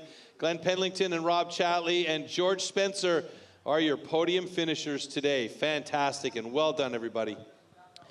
All right, yeah, thank you so much, Troy. Thank you to everyone here that's joined us in Malvern for this fantastic culmination in our Great British Championships. We hope you've had fun. We hope your heart rate has dropped a little bit now after that high-octane finish here at the 2025 Men's Pro Championships in Malvern. We are going to bring our athletes out now in reverse order. I think they're ready to get onto the stage. So please put your hands together. 12th place today from Great Britain, Martin Price.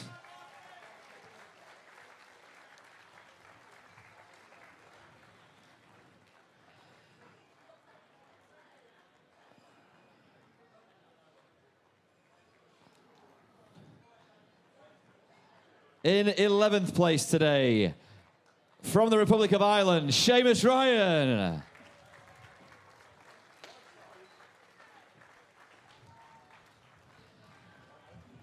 A 10th place finish goes to a STIHL Timbersports British legend, Johnny Lewis.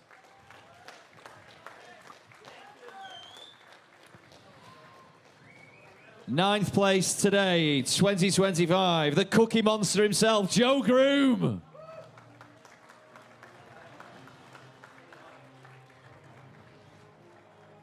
8th place, from Wales, Osh Williams.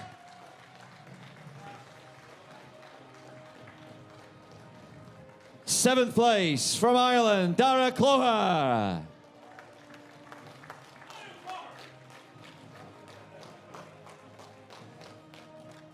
6th place, from Scotland, Graham Turner.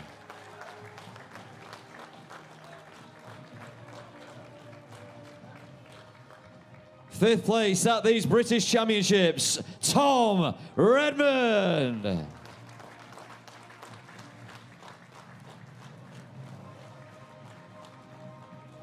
4th place, tremendous achievement from Ireland, Gavin Thompson.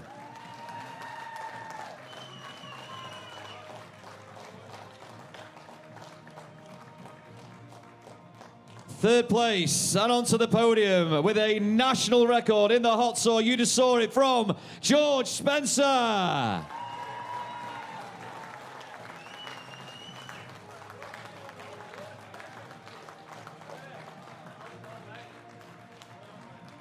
Second place, our runner-up. It was so close to call people.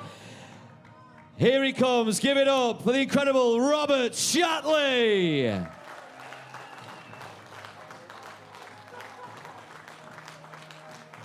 And incidentally, big thank you to Vicky Tween, our Marketing Communications Manager, and Simon Hewitt, the Head of Marketing at STIHL GB, for presenting our athletes with their awards.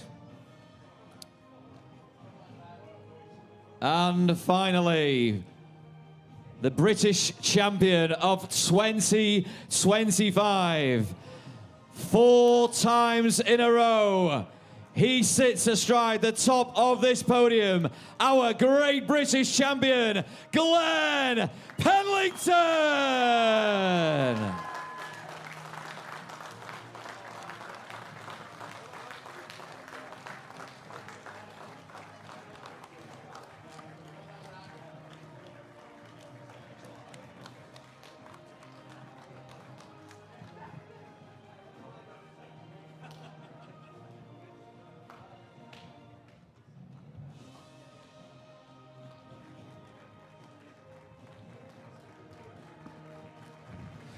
Once again, our top British athletes. Give it up for them. George Spencer, Rob Chatley, and the reigning champion, Glenn Penlington.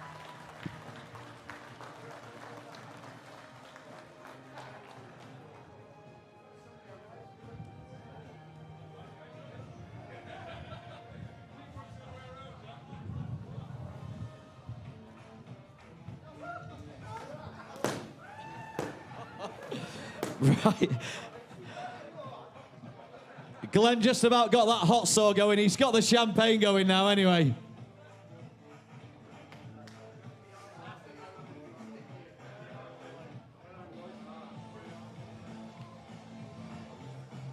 Right, Glenn.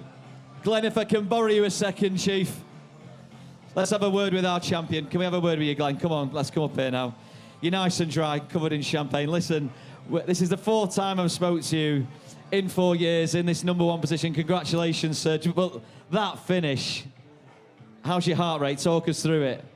Oh, I think mine was all right. Probably put me mum through the ringer a bit there, yeah, but you just got to keep on moving and keep getting it going. So it started. I can't believe it started, and then even the drama at the end with was it complete, was it not? So, but yeah, kept it together. It was a great competition today as well. It's really good to have a real close competition and then be fighting right to the end, level on points with Rob. You know, it's good for the crowds, good for GB as a whole.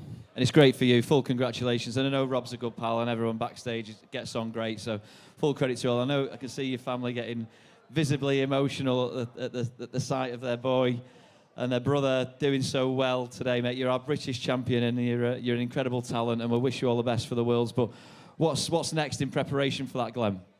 Hopefully I can, finally make that final push and, get through that European ranking and get to the individual world championships and then fight it out there with the top guys in the world. So we'll see what happens. There's a lot of competitions to go, but, I've had a good day today and we'll hope for the best. But, yeah, keep training and plough on to the next one. Yeah, I know it's a real family affair for you. You come from a great tradition of lumberjacks and lumberjills now. Your sister's going tomorrow, so there'll be no rest for you. Talk us through what your day's like tomorrow, because we've got more competition. They've got the British female pros and the rookies. Are you, I know it's a watching brief, or are you a coaching brief for yourself tomorrow, Glenn?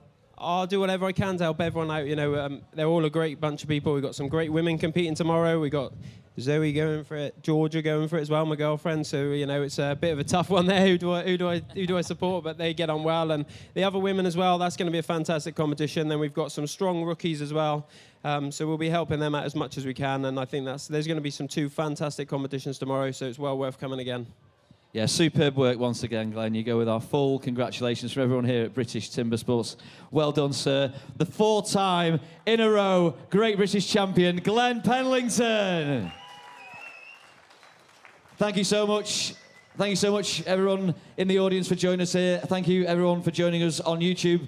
Troy, heartfelt thanks to your good self for guiding us through so expertly for these past couple of hours in our Pro Championships. We hope you've had a good time. I certainly have. All right, ladies and gentlemen, well, it was a great competition today. We do have one more order of business to take care of, and we're going to take a look at our European ranking to see where the various athletes stand. So Glenn Penlington currently 19 points atop the European ranking. Emil Hansson from Sweden, and Vibjorn Sonsteby from Norway in 2nd and 3rd place, and Gavin Thompson in 4th place. But we do have several other competitions coming up in the remainder of the season. So at the moment, Glenn Pendleton is in a very good position, as he talked about making that final push through to get to the World Championships. So he's done well today to get himself a good amount of points, and hopefully that will see him get there, as well as the European rankings continues to be seeded throughout the remainder of this season. So we hope you enjoyed yourselves today. And Alex, it was always fun to be with you here, and we got lots of action still to come tomorrow with the rookies and the women's competitions. Thank you, Troy. Yes, you're welcome back anytime on our fair British Isles. It's been a pleasure working alongside you once again, Troy. 10 years for me, 40 years for Timber Sports, and yeah, I wish you and all our athletes the very best, not only in Milan in autumn, but we have tomorrow with our women and our rookies, and I'm very much looking forward to that. I think things are in a great place here in Great British Timber Sports. Absolutely.